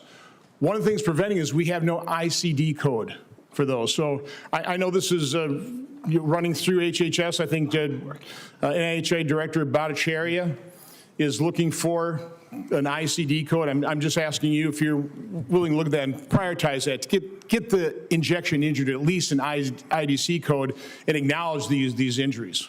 Would you make that We are commitment? working on it, and we are working on it. We're trying to make that happen as quickly as possible, and we're also doing the studies that now need to be done at NIH, the coroner's reports on the blood, clots and all of these. I'm glad you talked about coroner. So my next question is a memo that is apparently leaked from CBER Director Dr. Prasad in December 2015, where apparently within FDA you're reviewing, I think it was 96 autopsies of child death following the COVID mRNA injection. In that memo, Dr. Prasad writes, "This is a profound revelation. For the first time, the U.S. FDA will acknowledge that COVID-19 vaccines killed American children. Healthy young children who faced tremendously low risk of death were coerced at the behest of the Biden administration via school and work mandates to receive a vaccine that could result in death. In many cases, such mandates were harmful. It is difficult to read cases where kids 7 to 16 may be dead as a result of COVID vaccines. Putting these facts together, it is horrifying to consider the U.S. vaccine regulation, including our actions, may have harmed more children than we saved. This requires humility and introspection. It requires oversight." And so I wrote a letter to you and your agency back on December 15th. Of the 10 responses, I've got 3 out of 10. No responses, no response in terms of the documents I requested. So I'm asking you, please, will you commit to responding fully to my December oversight letter? You have my 100% commitment. In the letter, we also mentioned the fact that I was requesting the deliberative process on the Biden administration last minute requesting or granting a 4-year extension of the liability shield for these COVID injections. So please, would you also commit to providing me that those documents? If we have them, I will hand them over to you. Finally, let's just put up this graph. Because of your radical transparency, I've got close to 11 million pages. We uncovered they hid the signal on myocarditis. We also just recently uncovered that they also hid a signal on ischemic stroke for people over 65 by the tail end 2022, 2023. They hid both signals. They downplayed them. But what is most alarming, and we'll be holding a hearing on this next week, I've got a draft report. They were made aware, Peter Marks was made aware on March 26th of 2021 that the inventors of the algorithm that analyzes the VAERS data was going to mask adverse events. He was told that by using a different system, they had uncovered 49 examples of extreme masking, 25 significant adverse events, including sudden cardiac death, Bell's palsy, pulmonary infarction. So this report will be issued in conjunction with that hearing. Again, I didn't need a sophisticated mathematical model to tell me that we had safety signals screaming at us. This chart shows the deaths associated with the vaccines all the way going back to 1990 when VAERS started, a couple hundred a year. Anaphylactic shock, that type of thing. 2021, over 20,000 deaths, and for 5 years, FDA has been saying, we don't see a signal. This was a signal screaming at us that to this very day, we are covering up. So there are a bunch of people involved in this cover-up that still continue to work within the HHS, CDC, FDA. I want your commitment that those people will be made available for interviews. I'll have to subpoena others. I'm going to dig into this massive government. You have my commitment. Thank you. Thank you. Senator Smith. Thank you, Mr. Chair. Mr. Chair, a few rounds ago, there was a back and forth between Senator Daines and Secretary Kennedy about mifepristone. So mifepristone's safety profile is well established, 25 years of data, 100 peer-reviewed studies. It's a safety profile that is better established than many everyday medications. And so I'd like to submit for the record, Mr. Chair, 40 peer-reviewed statistically significant studies on mifepristone's safety profile. These are the same that's Senator Hassan submitted during Secretary Kennedy's confirmation hearings. Mr. Chairman, just very quickly, I'd like to associate myself with your important remarks. Without objection. Thank you very much.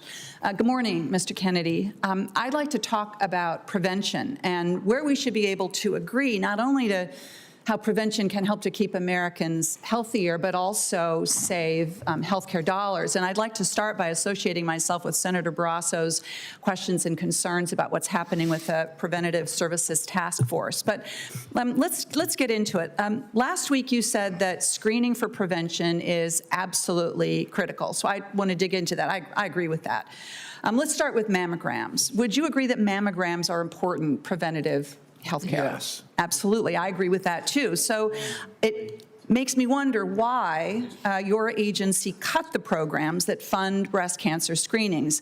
Hospitals in my neighboring states of South Dakota and North Dakota actually had to pause breast cancer screenings because your agency announced cuts to the National Breast and Cervical Cancer Early Detection programs. Doesn't make any sense to me. Let's try another one. Is depression screening preventative care in your mind? And depression? Yes. Yes. Yes, okay, I agree with that too.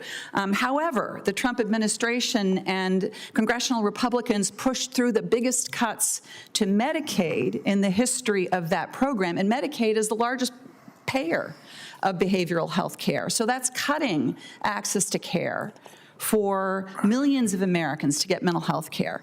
How about smoking? Is smoking cessation, preventative care? Yes. Okay, so again, your latest budget eliminates the CDC's Office for Smoking on Smoking and Health, and 200 CDC employees who were working on smoking cessation are gone now. The flu shot, is the flu shot preventative care?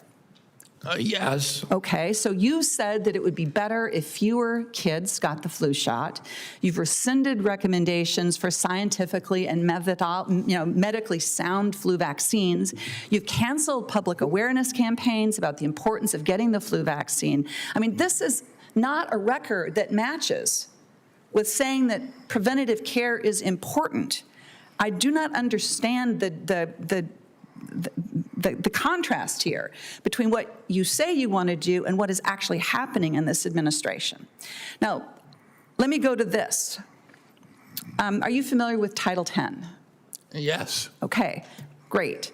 Title X is a highly successful, comprehensive strategy to provide birth control and preventative care to low-income women. And we know that every dollar that's invested in Title X, Mr. Chair, saves somewhere between $3 and $7 in Medicaid costs, preventing unintended pregnancies. So, Secretary Kennedy, can you explain why you were recommending zeroing out funding for Title X, which would eliminate screenings for cervical cancer and would almost certainly result in higher unintended pregnancies? Can I respond to some of your earlier statements? Please.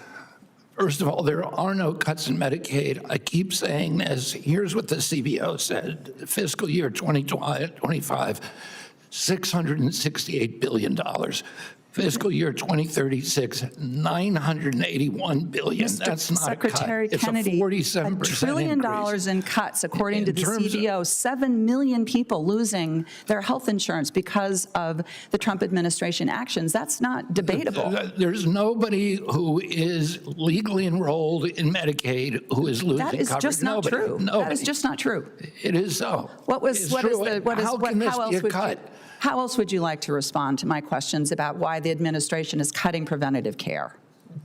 We're putting, a lot of it is being returned to the states. We're doing a $667 billion block grant to the states for My mental health. counties are asking why the cost shift to their taxpayers is happening at the same It's the time that federal rural taxpayer. The hospitals are states going out of business, The Secretary states administer Kennedy. the programs better than we do. So we're giving the same money to the states to administer the program.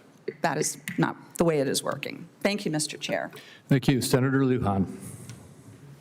Thank you, Mr. Chairman. Mr. Chairman, I'd like to ask unanimous consent to submit into the record a CBO report from July 2025 on HR 1.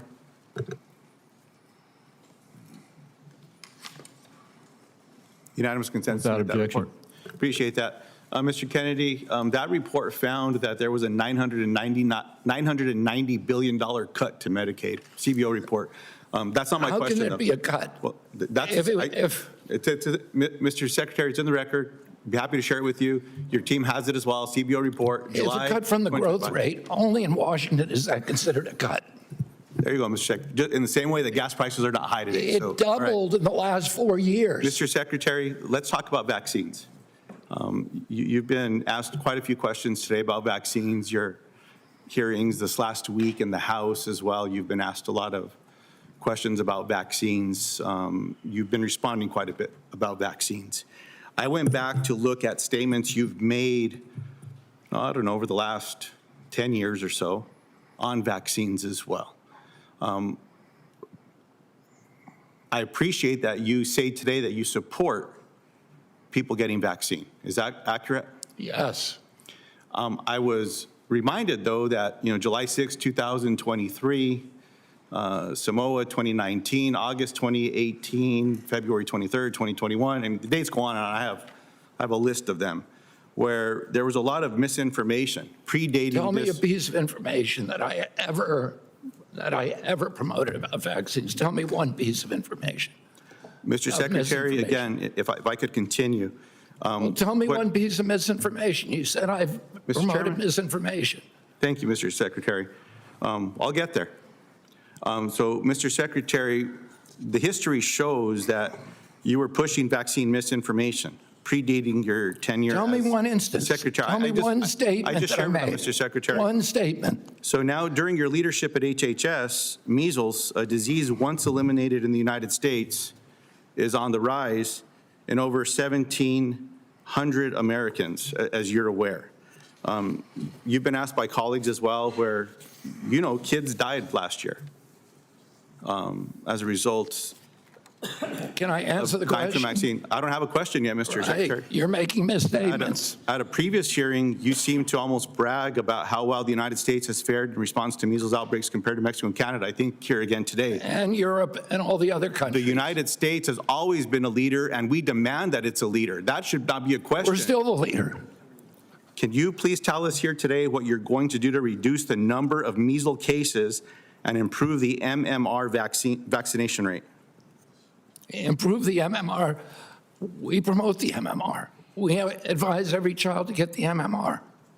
That's what we do. Mr. Secretary, I'd be happy to just ask for that to be in the record, and I'd be happy to get a question in the record. You can respond to it. Yeah. I'm real curious if you're going to include funding a coordinated vaccine education and distribution campaign, for example, countering misinformation about measles and the MMR Tell me vaccine. one piece of misinformation I've ever said. One statement, just one. If I could continue, Mr. You Secretary. say you have a list of them. Read one. Tailoring outreach to communities with declining vaccination rates as well, measuring whether those campaigns are working. You're I just think making that- things up, Senator. You're just inventing stuff. Tell me Mr. one Secretary, piece of what it. You I'm say you asking- have a whole list there. Read me one thing I've ever said. that Mr. is- Secretary, if you want to run for the United States Senate and get on the dais here, you're happy to do it. You should resign from the HHS today and run for office. And you can be in here, you can ask anyone all the questions you want, Mr. Secretary. I'm asking you some questions. What I just gave you wasn't You're even. not asking questions. Mr. You're just Secretary- making statements that are incorrect. Let me ask you a question about someone that you know very well, David Geyer. So, Mr. Secretary, does David Geyer work for you? He is a contract. So, he's a Mr. contract Secretary, employee. last time you were here, I asked you, why was it that David Geyer was listed on the HHS director as a senior data analyst? He still is. Is he He's a a staff contract member or is he a employee. contractor? He's a contract employee. Mr. Secretary, you were asked by one of my colleagues about getting their hands on some documents that you may have. Do you have Mr. Geyer's contract? I imagine we do. Would you share that with the committee by Friday? I don't think there's any legal problem with it. If I have It's to not a check legal with the problem. lawyer. It's subject to Information and Public Records Act, which we could go about Well, as then, well. yeah, I'm happy to. I appreciate that. If And including in the contract, would you share, can we expect you to share with the committee by Friday the scope of David Geyer's contract? I don't see any reason why not. I appreciate that. Does David Geyer report to the HHS office here in DC? He reports to CDC. So what I asked for in the last time we had a conversation, Mr. Secretary, was about the protocols that go into David Geyer's work. You responded to me by saying that those protocols are public. They are not. I asked the committee chair. I said and they ranking will be member, public when he does the work, when he develops the protocols. will you commit to share the protocols to David Geyer's work with this committee by Friday? No, I won't, because they So- don't exist. Okay, so, Mr. Secretary, I appreciate that honest response. Mr. Chairman, Ranking Member Wyden, you'll remember, and I can get you the information from this. Last time I asked this question to the Secretary, he said it was all public, it was all available. He just said it's not. So I don't know if it's going to take a I said it's subpoena or an going, IPRA. I said but we will make it available when it's done. I certainly hope that we can get our hands on the protocol information and David Geyer's work. Thank you, Mr. Chairman. Thank you. Senator Blackburn. Thank you, Mr. Chairman, and Mr. Secretary, thank you for being with us today. We appreciate it.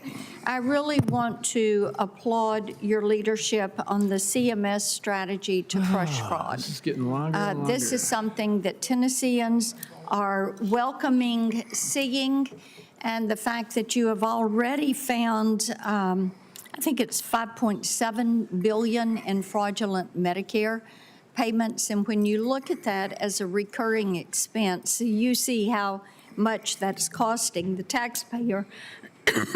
Pardon me. I also want to highlight the remarkable success we have seen with the Rural Healthcare Transformation Program, and Republicans on this committee really worked hard to make that happen. We're looking forward to good results. I do want to go to your question, your comments about fraud and fighting fraud. And you mentioned the work that was being done to beef up your systems. Pardon me. Too much pollen in the air.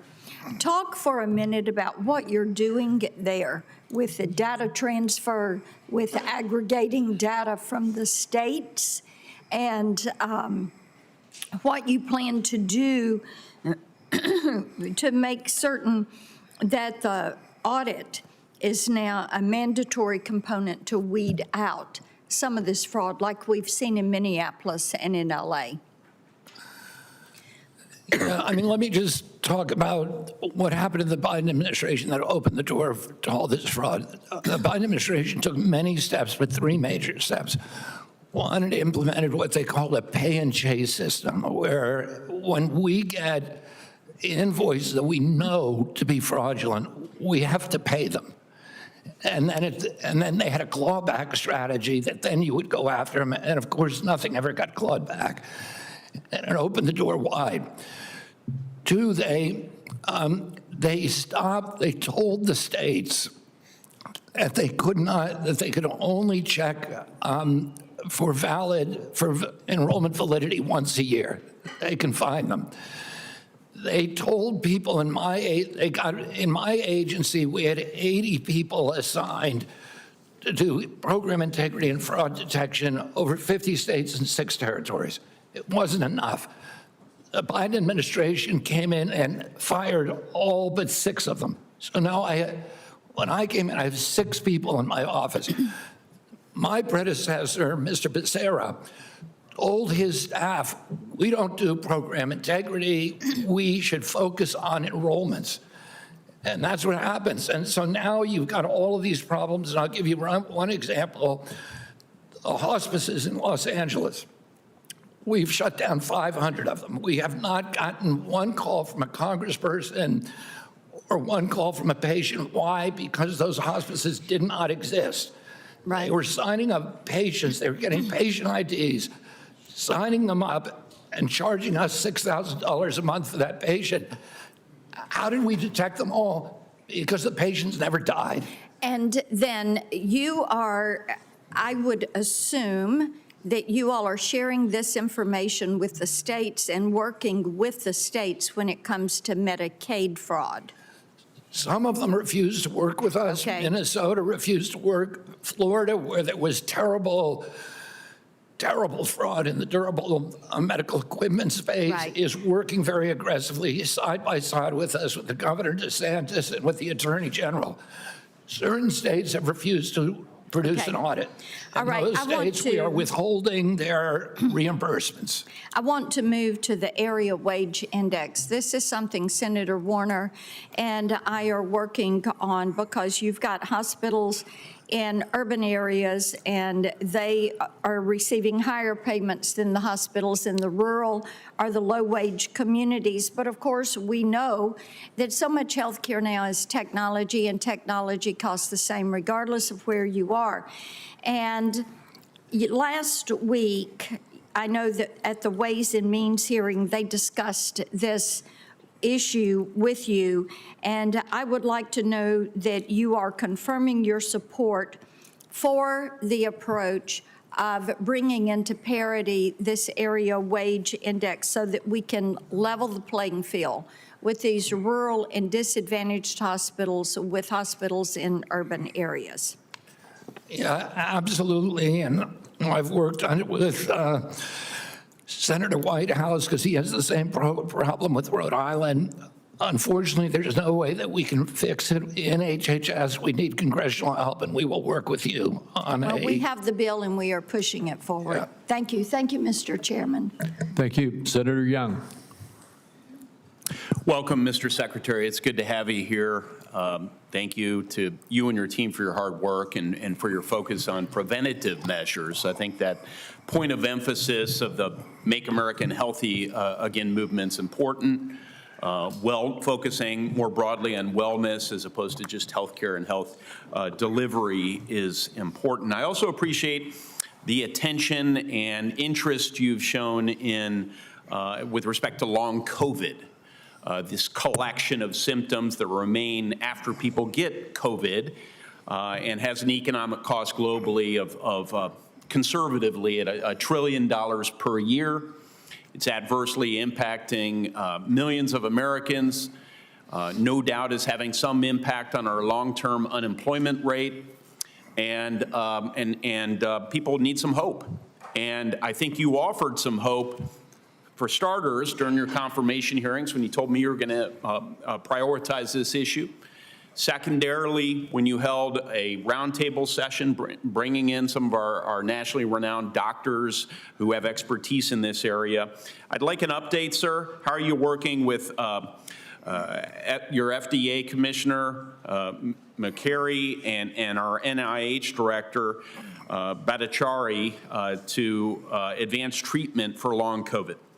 Yes, we are, Senator, and a lot of the reforms came out of that long table. That round table. I want to thank you for your leadership.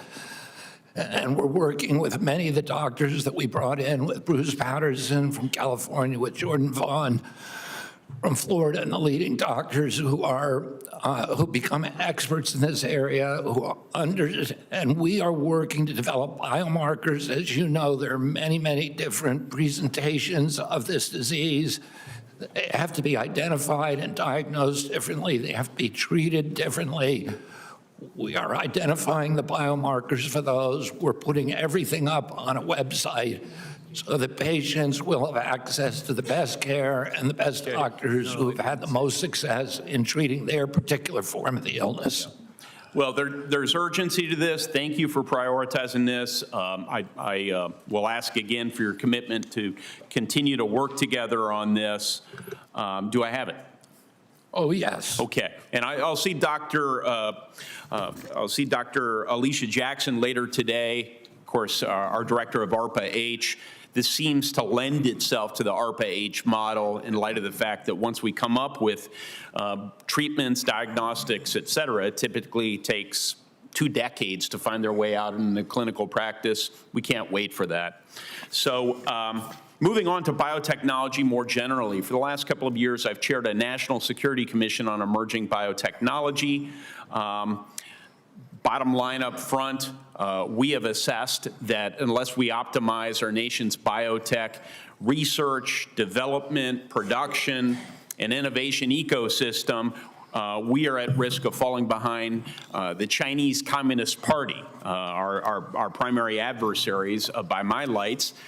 in biotechnology, which has direct national security, economic security implications.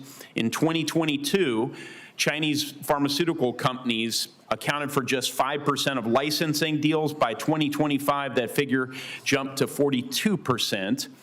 I've been encouraged to see the FDA under your leadership speed up approval times for drugs, but I think more needs to be done. We outlined some of this in our report, which can be found at biotech.senate.gov. How, Mr. Secretary, can we work together to spur further domestic development and investment in the U.S. biotech industry? Yeah, and last year, 50% of the new drugs approved came out of China, and that rate is increasing exponentially. And they're stealing our IP, they're stealing our researchers, they're stealing our best scientists. They're operating duplicate labs in other countries, and it's a crisis. They're threatening our biosecurity and our public health and our dominance in the area. As you pointed out, we have speeded the length of time from concept to commercialization dramatically. We just approved in record time 2 oncology drugs, one in 54 days, one in 45 days. The average for that part of the process was, before that, was 310 days. Yes. And both of those are drugs that bring people out of a hospice. Literally, they're so effective.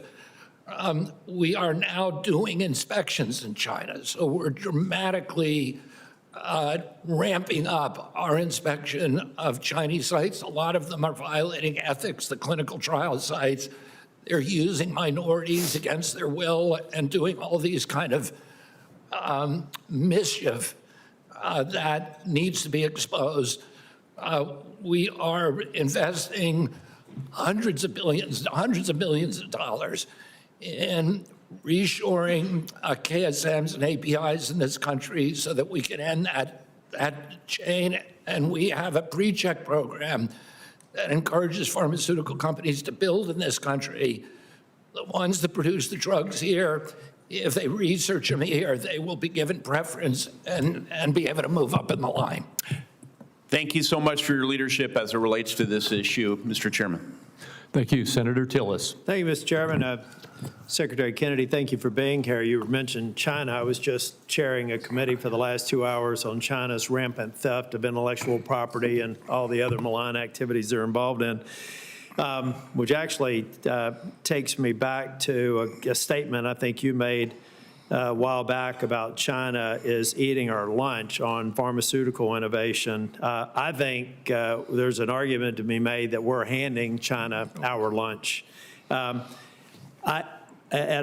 talked about this in the committee for several years. By simultaneously cutting NIH funding for basic research and imposing MFN price controls that slash private R&D by 30 to 50%, HHS is squeezing both sides of a balloon and expecting it not to pop.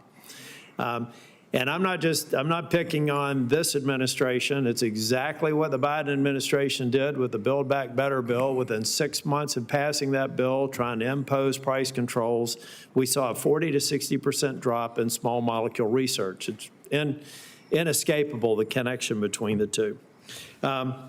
So I think that these steps that this administration's taking, similar to the steps of the Biden administration, China gets the IP, China gets the manufacturing, America gets the lower prices on drugs we didn't invent, produced in facilities that we don't own, and you've already alluded to the unacceptable circumstances in China for the workers and those there. We're aiding and abetting that, I think, through this policy. So MFN tells the world that America will no longer invent in the future, in my opinion. Now I want to get to a question, give you a chance to answer that. For years, I've been saying that we've got to drive down healthcare prices. We've got to drive down the cost of pharmaceutical drugs. But we have a simplistic approach that we use here. We never have everybody in the barbershop at the same time. We just try to scalp whoever we can as a matter of public policy. MFN is the most recent example of that. MFN is the most aggressive single-link intervention in a complex value chain attempted at the federal level. It doesn't address supply chain concentration or IP theft. It just hammers the end price in hopes that the rest of the system magically adjusts. So, well-intentioned, single-link interventions have failed for a decade. What, other than political branding, makes this one different? In other words, the Democrats had embraced this for years, this sort of socialized approach or socialized approach to controlling prices. What's different about now the Republican approach to do almost fundamentally the same thing? Senator Tillis, when President Trump charged us with lowering prices to the same as Europe, he also made two separate provisos. He said he did not want to end the research domination in U.S. companies, and he said he wanted them to reshore pharmaceuticals, which seemed like an impossible task. We managed to do all three things, and the truth of that, our success of that, is reflected in the share prices of those pharmaceutical companies that went up about $1.3 trillion after we signed the agreement. And the way the magic, part of the magic. And are you certain that we will see an equal or greater amount of R&D coming out of these companies that have taken price cuts? Yeah, because we've seen the empirical data from Build Back Better, it didn't prove to be true. Look at the investments they're making in our country. I think Eli Lilly's building 6 new plants, Pfizer's building plants, Merck is building plants, everybody is building plants here in this country, and so why not, if the policy's working so well, why not apply to MFN to everything versus the select number that you've chosen to negotiate agreements with, and I think have recommended that we codify those agreements? We chose the top 17 companies that produce 99% of our drugs, our brand drugs. And we have agreements with. But if it's working well, why not this just be a if it's working well and sustainable, why not this just be a universal program for any drug that makes it through FDA approval? Each one of those companies had separate needs and separate circumstances, and there's separate agreements with each one of them. A lot of it, the magic behind it was that we used tariffs to force the Europeans with that to raise in mind, their how prices. could you possibly codify that if it represents different? I know that there's a discussion about codifying it. How do you codify something that is unique to each one of those entities? Yeah, you know what? That is a long discussion, and I agree it's complicated, but I think that we can do it. The man who is the genius behind this is Chris Klump, and he's working on legislative language now, but you're happy. I mean, I'm happy to make him available to you. Thank you. We'll submit other related questions for the record. Appreciate you being here today. Thank you. Senator Whitehouse. Thanks very much. Secretary Kennedy, I'm going to talk about some Rhode Island stuff with you. I think, as you know, and as CMS has long agreed, New England is a regional healthcare market, and there is literally zero justification for having Rhode Island suffer a 20% payment hole compared to its neighboring states of Connecticut and Massachusetts. You have said that that requires legislation to change, and that is what CMS constantly says. But as somebody who has tried to work this problem for well over a decade, what I have seen has been CMS has not even tried. They give no indication that they could care less about the disruption to healthcare services that this causes in Rhode Island. In the past, they have even gone out of their way to make the problem worse for Rhode Island, and I had to fight back and fix that worsening. But the underlying problem remains, and I just want to flag for you again that Rhode Island has been a leader in the move to value-based care. When accountable care organizations were set up, there were times when the two best in the country were Coastal Medical and Primary Care Physicians of Rhode Island. So we've got a record of doing value-based care right. The move to value-based care could be the vehicle for correcting the payment hole. And I just want to flag that for you because I want to make darn sure we get there. We cannot be in a situation where Rhode Island's costs have been depressed because CMS kept Rhode Island's revenues down, and now we're supposed to compare with Connecticut and Massachusetts, which had higher spend because they had higher revenues. It's obvious mathematics. I appreciate that you've taken an interest in this. I'm raising it again because I ain't going away on this subject. It is likely to cause real damage to healthcare services in Rhode Island if it is not fixed.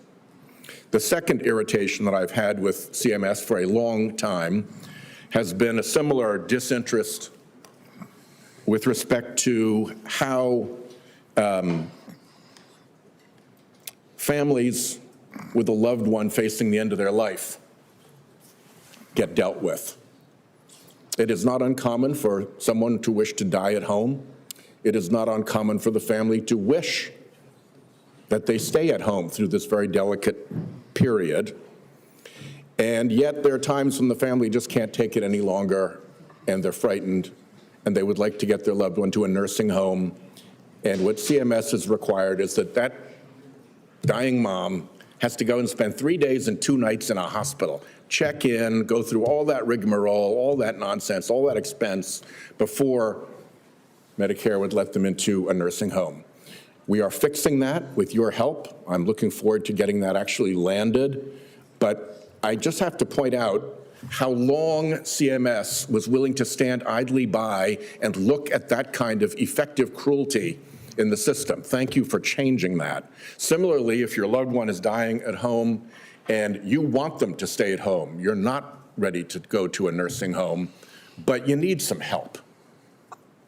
Respite care for years was sending your loved one to the hospital. Again, all the anxiety, all the nervousness, the whole neighborhood worried about the ambulance in the yard, all of that completely unnecessary when you could send respite care to the home where the patient was less expensively. CMS was just obstinate about that. Ditto home care. If you're a dying patient, you still can get outside. You should still be able to get home care to support the family through that period. You shouldn't have to wait until you're homebound. So we're fixing those 3 things and others, but it's really important that we get this right.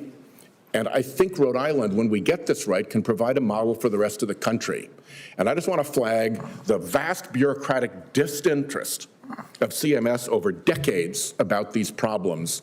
And we just need to change the culture there so that they listen and think a little bit about the actual human harm that some of their policies are causing. Last thing I'll mention to you is prior authorizations. I'd love to get rid of even more of them. Prior authorizations make some sense in a fee-for-service model, but they've been abused by the insurance industry for cash flow advantage. In a value-based care model, the logical underpinnings for a prior authorization evaporate. So I would urge that you continue to work with us to get rid of prior authorizations for doctors who are working in a value-based care model. Thank you, Chairman. Thank you. Thank you for your leadership, Senator, and I agree with you. Thank you. Senator Welch. Thank you. My view, Mr. Secretary, is the healthcare system is absolutely broken. It's too expensive. And one of the areas that your administration is focused on, the president specifically, is the cost of pharmaceuticals, Trump RX. And I just want to go through that to determine what actually has happened. The front page of Trump RX says it has, quote, the world's lowest prices on prescription drugs. So I want to do a comparison about our prices versus prices, say, in Germany. And we have a chart here. This one drug, this is for infertility, $10 cheaper in Germany than here. Another one for diabetes and heart problems, $88 cheaper in Germany. Diabetes, $116. Another diabetes drug, $122. Autoimmune conditions, $1,653 cheaper in Germany. Another drug, really important for stunted growth in children, $2,723 cheaper. I mean, do you dispute any of these figures? We currency and adjust the prices, so. You what? We currency adjust the prices. So we're getting the lowest prices in the world. So you're saying my chart is wrong? Yeah, I'm saying it's apples and oranges, yeah. I really don't get that. We check what the price is. I mean, it's $2,700 in apples more if you buy that autoimmune, that prescription drug here than there. I mean, the point here is Trump RX was sold as the cheapest prices. Our research shows it challenges that, unfortunately. Another thing, Trump RX isn't even the cheapest prices in the United States. Only a small fraction of available drugs are included. You know, there's 24,000 FDA-approved drugs. 80 drugs are on Trump RX, literally 80 drugs. And that obviously means that for the vast majority of drugs, they're not even in Trump RX. The other thing that is important is that the everyday Americans cannot access Trump RX. You've got a coupon if you go on the website, and it tells a very different story. A patient is not eligible if he or she is enrolled in any federal or state health care program with prescription drug coverage, such as Medicaid or Medicare, or any similar federal health program, TRICARE. Do you dispute that? This is the terms of Trump RX. The vast majority of people aren't even eligible. You know, the other point is that who's really benefiting? You know, you mentioned that there was $1.3 trillion in market increase for the drug companies. But I'm not seeing any reduction in cost to everyday Americans who want to get prescription drugs. You know, drug companies who made these deals were given exemption from Trump tariffs, right? They got a quid pro quo. Only if they move their production to this country. Well, so they got a tariff reduction. They got a tariff reduction only if they produce here, and they get it for if they make a commitment to produce here, they can get it a year in advance. All right, thank you for that clarification. But what I understand is that all but one of the 16 Trump RX companies have increased prescription drug prices since making their deals. The prices are going up. Companies that signed deals made even more money. You mentioned $1.3 trillion in market value increase, but those companies have made $177 billion in profits, up from $107 billion. You know, here's my concern. I met with President Trump in his first term. He said very directly, and he has on the campaign, that people are getting ripped off with pharma pricing. He gets it, but he's not solving it. Trump RX doesn't work. So I have a bill co-sponsored by Senator Hawley, the Fair Prescription Drug Prices for Americans Act, which would prohibit pharmaceutical companies from selling drugs in the United States at higher prices than at the international average, which is something I thought the president said he supported. Does your administration support that legislation? Senator, we would love to work with you on the codification. You know, this does not, Trump RX does not yet cover every drug. It covers the most common drugs. It's dropped the price of GLPs by 89%. Let's just level, though. It's 80 drugs out of 24,000. It's the most common drug. You can't be eligible if you're on any other health care. It's the most commonly used drug. The companies that have agreed to this have had increase in profits by $170 billion. It's GLPs. It's all the most. Trump RX is a fraud. We need to move on. Senator Sanders.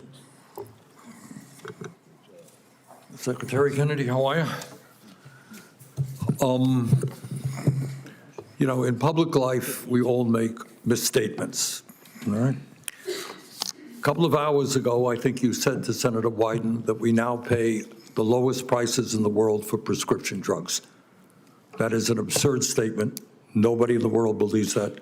Do you want to correct that statement? It's for the drugs that are on Trump RX. I'm not talking about drugs. You said we pay the lowest prices in the world for prescription For drugs. those drugs, we do. I'm sorry?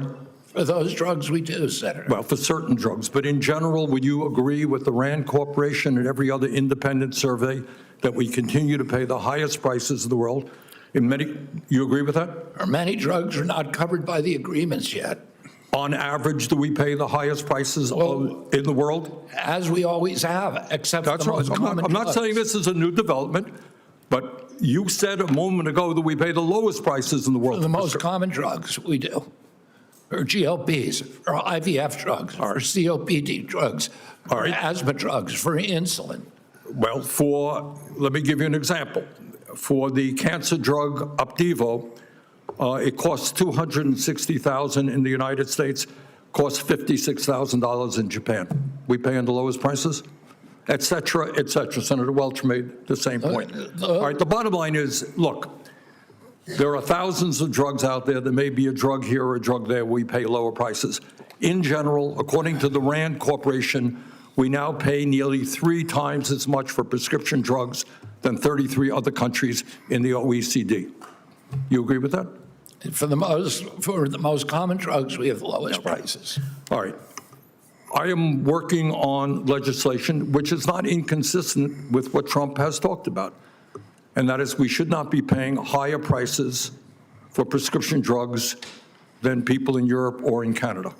Is that a concept that you can support? Yes, President Trump wants this codified, and you have a lot more power than we do. You're right. You're exactly right, and that is why I am going to be offering an amendment to the budget process right now, which would in fact codify what Trump is talking about, that the United States should not be paying higher prices than other countries around the world. Is that an amendment that you can support and get Republicans to come on board? We will work with you, but in theory, that's exactly what we want. All right, let me ask you another question. We're on the Help Committee. Casey Means, who is the Trump nominee for Surgeon General, was before us a while back. She agreed with me that TV ads, prescription drug TV ads in America should be banned. As you may know, we're one of 2 countries in the world. Do you agree with that? Yes, I agree with it in theory. Constitutionally, you can't ban it, but we are now regulating it for the first time, and you'll see that the ads have changed on TV recently because we've sent out 1,000 disciplinary letters. You may be right, but I think, the people who determine the constitutionality of laws are the Supreme Court. Well, we worked a lot on it because I wanted to regulate it. Okay, but bottom line is, am I hearing you correctly to say that you would like to see a ban on prescription drug TV ads? Yes. Okay, good. There are a lot of seniors in this country who right now cannot afford dental care. Many seniors have no teeth in their mouths, can't afford hearing aids. I am introducing an amendment to the budget process which would expand Medicare to cover dental, hearing, and vision. Is that something you can support? I'm happy to talk to you about it. I'm happy to work with you on it. Other question. Right now, we have a diabetes epidemic in this country, an obesity epidemic. Many parents who would like to buy healthy food for their kids really can't make sense of the labeling on food products. All right? Other countries in the world are quite clear in their labeling about the amount of sugar, et cetera, that's in a product. Are you guys making any progress in coming up with simple, strong labeling on food products? Yes, we are. When will we see something? Well, the delay in it has been that one of the big enemies, as you point out, obesity is costing 80% of Medicaid and Medicare dollars. One of the big problems is ultra-processed food, and there has been no federal definition or any usable definition. We've now worked out a definition There are other, and here at HHS, we're in the process of going through the interagency process. There's other agencies that are Equity, USDA, Department of Commerce, OMB, and they are reviewing our regulations.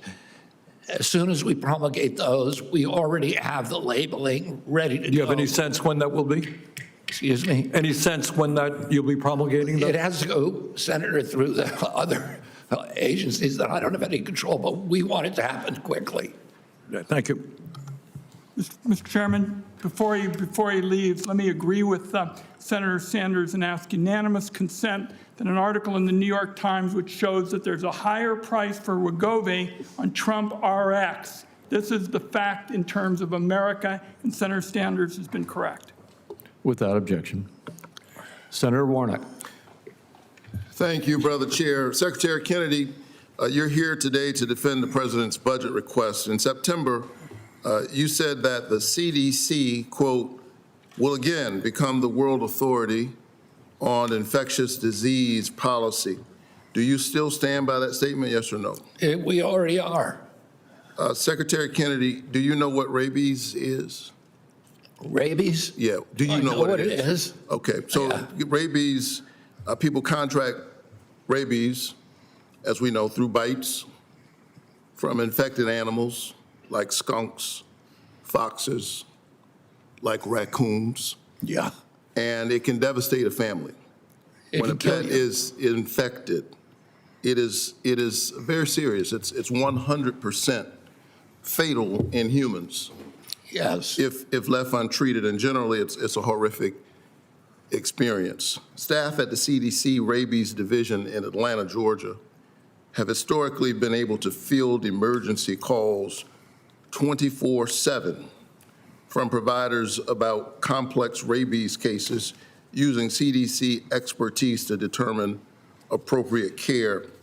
Secretary Kennedy, since you and President Trump took office, do you know how many people are left to staff this 24/7 line? I do not know, Senator. Okay, so the answer is one. So I want you to know that there's one person left to staff a 24/7 line to respond to rabies, a disease which left untreated. You know how many is fatal. rabies cases there are every year in the United States? So I'm asking the questions. The CDC's infectious disease work has been so decimated under your leadership that there's only one person left to staff the line and respond to families about this very deadly and terrifying infectious disease. Let me ask about another disease. Secretary Kennedy, do you know what prion diseases are? Yes, I do. Okay, thanks. And when you think of prion diseases, one of them would be mad cow disease. Mad cow disease. And diseases like mad cow disease can be transmitted from animal meat to humans, and it can cause a rapid onset of dementia, challenges with walking, personality changes, and severe insomnia. It's also 100% fatal, and there is no cure, with people's brain tissue essentially turning into a sponge before death. Do you know which office at CDC monitors prion disease? So I do not know, sir. It's the Prion and Public Health Office. Do you know what population is most at risk of contracting the disease?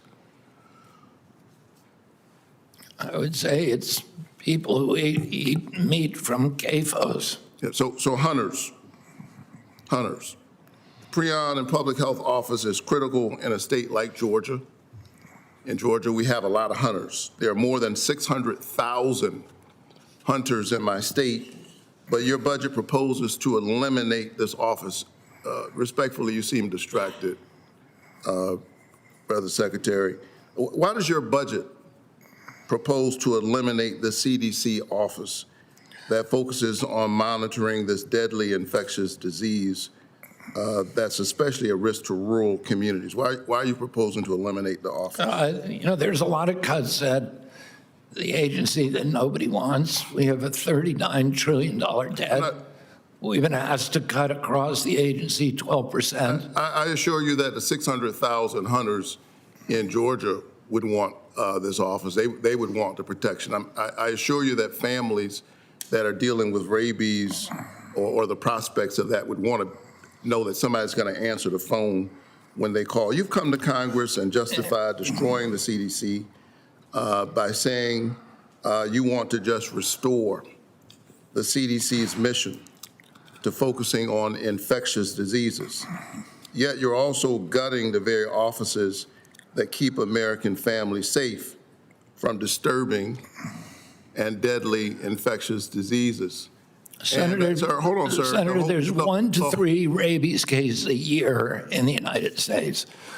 I think one person manning that office full-time probably can handle that traffic. In terms of prion disease, it's very, very rare. I beg to differ. Here is the issue, and we see this across the board with CDC. The incredible folks at the CDC in Atlanta, Georgia, they protect us every day from the threats that we don't see. And they don't get much credit for it because of the stuff that does not happen. And it's okay for the general public not to wake up thinking about that. But we expect you to keep Americans alive. And the cutting that we're seeing, these draconian cuts for an agency that you said you wanted to restore to be the leader in infectious disease, yet you're cutting the coverage of infectious disease. Personally, sir, even as you seem distracted while I talk to you about deadly diseases, I think you're dangerous to the American public, and you ought to be fired. And if you're not fired, you ought to have the decency to resign. You're way in over your head. Thank you. Senator Marshall. Thanks, Mr. Chairman, and welcome, Secretary Kennedy. Mr. Chairman, it breaks my heart. I want to cry when I see the weaponization of health care used by my colleagues across the aisle. I've never seen so many disingenuous statements, misleading statements, the outright manipulation of data to meet their political narrative. I've never seen this before. And again, at stake is people's health, Mr. Secretary. Measles. 2/3 of the people that had measles last year were over the age of 5. Were you Secretary of HHS for people that are over the age of 5 that decided not to get a vaccine years ago? That decision by those people predated my appointment, and I think it's 80% or over 5. And the epidemic, or the outbreak, started before I came into office. Yeah, so thank you for helping clean up that mess. And I think about the flu vaccine, again, the total mismanipulation of data. Probably the biggest challenge with flu vaccines is it's not very efficacious. And I don't know whether it's 20 or 40% good. You get a shot. There's so many different brands and flavors of flu. Are you working on trying to make a more efficacious flu vaccination? Yes, we are. We're trying to make a universal flu vaccine that can protect against all strains of flu. Many years, the vaccine is 20% effective or in that range. So we need something that actually works and that doesn't have to be given every year. Yeah, and I'm so glad, though, today that my colleagues across the aisle recognize the failure of Obamacare. Pointed out both sides here, hundreds of hospitals closing, but there's no policies that this Congress has passed that are implemented yet. Our Medicaid policies, which will increase spending by 50% over the next 5 years or so, have not even taken effect till 2027 for the most part. So I think it's an admission that the ACA didn't work, that Medicaid expansion didn't work. Why do we have failing hospitals now? Well, number one is overregulation, especially in smaller hospitals. The ACA led to so much overregulation, which leads to consolidation of industry. The next issue is the depopulation of rural America. We built hospitals with 50, 100 beds, and now the average census in these rural critical access hospitals is 1.6 patients per night. So it's just really hard to make a business plan that works like that.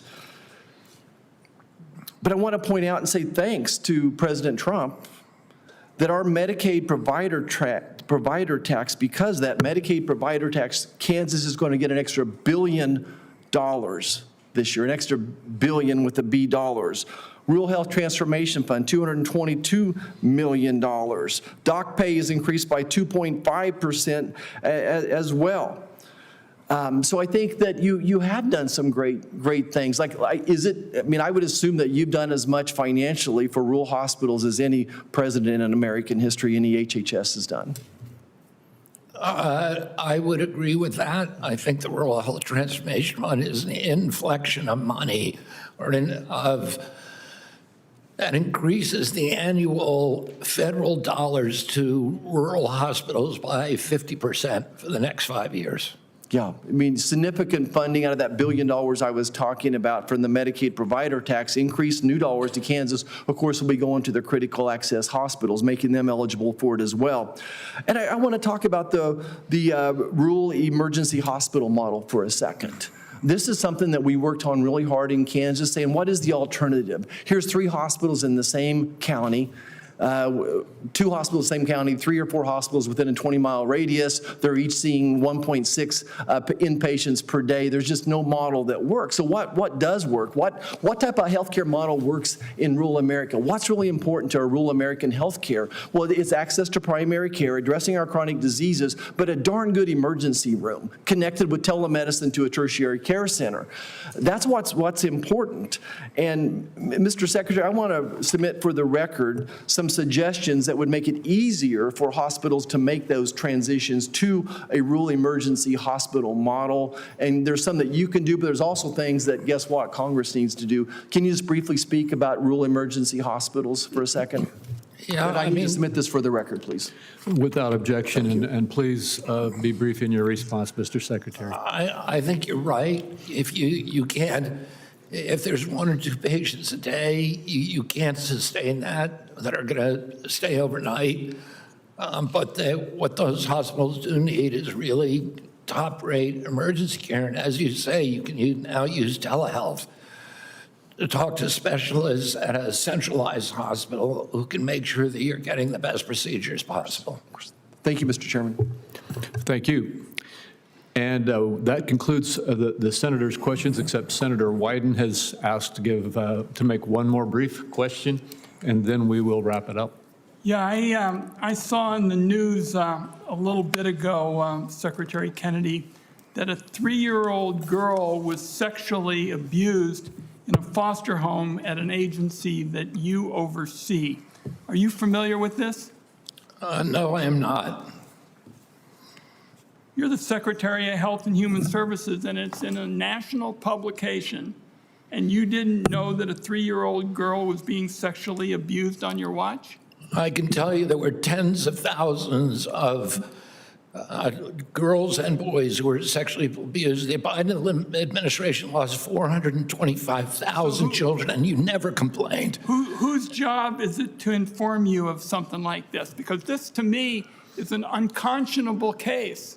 Yeah, but why weren't you worried when he lost 425,000 children? Why are you suddenly worried? I read this in the Why newspaper. are you suddenly worried about sexual abuse of children now and trafficking when it was mass promoted under the Biden administration, where they gave 425,000 children to adults without identification? I'm asking the questions here, and this was in a national publication seen by millions of people, an unconscionable example of mistreatment of a 3-year-old, and you don't know anything about it. This is selective indignation. I'm just going to say. It's very dishonest, Senator. We have been working on this for years. Why don't you help us find those children who are lost, still lost? We found 138,000. We're working on this right now, and we'll have additional opportunities to talk to you. The reality is that this has been a long hearing, but a particularly important one, because the view on so many of these issues where you basically bob, weave, and deny, for example, your views on vaccines are toxic.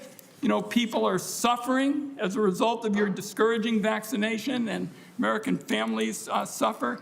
And I've asked you repeatedly to give specifics. We had all these members who are on our legislation All these members say that they're concerned about Trump RX and people not getting fair prices. You could settle this by giving me tomorrow all the details. Now, if you want to talk about redactions or things like that, you can do it, but hand it over now so we can get going. And I think Why don't you do an agreement yourself? You've had power to do that for 20 years and haven't done it, and that's why I was forced to do it.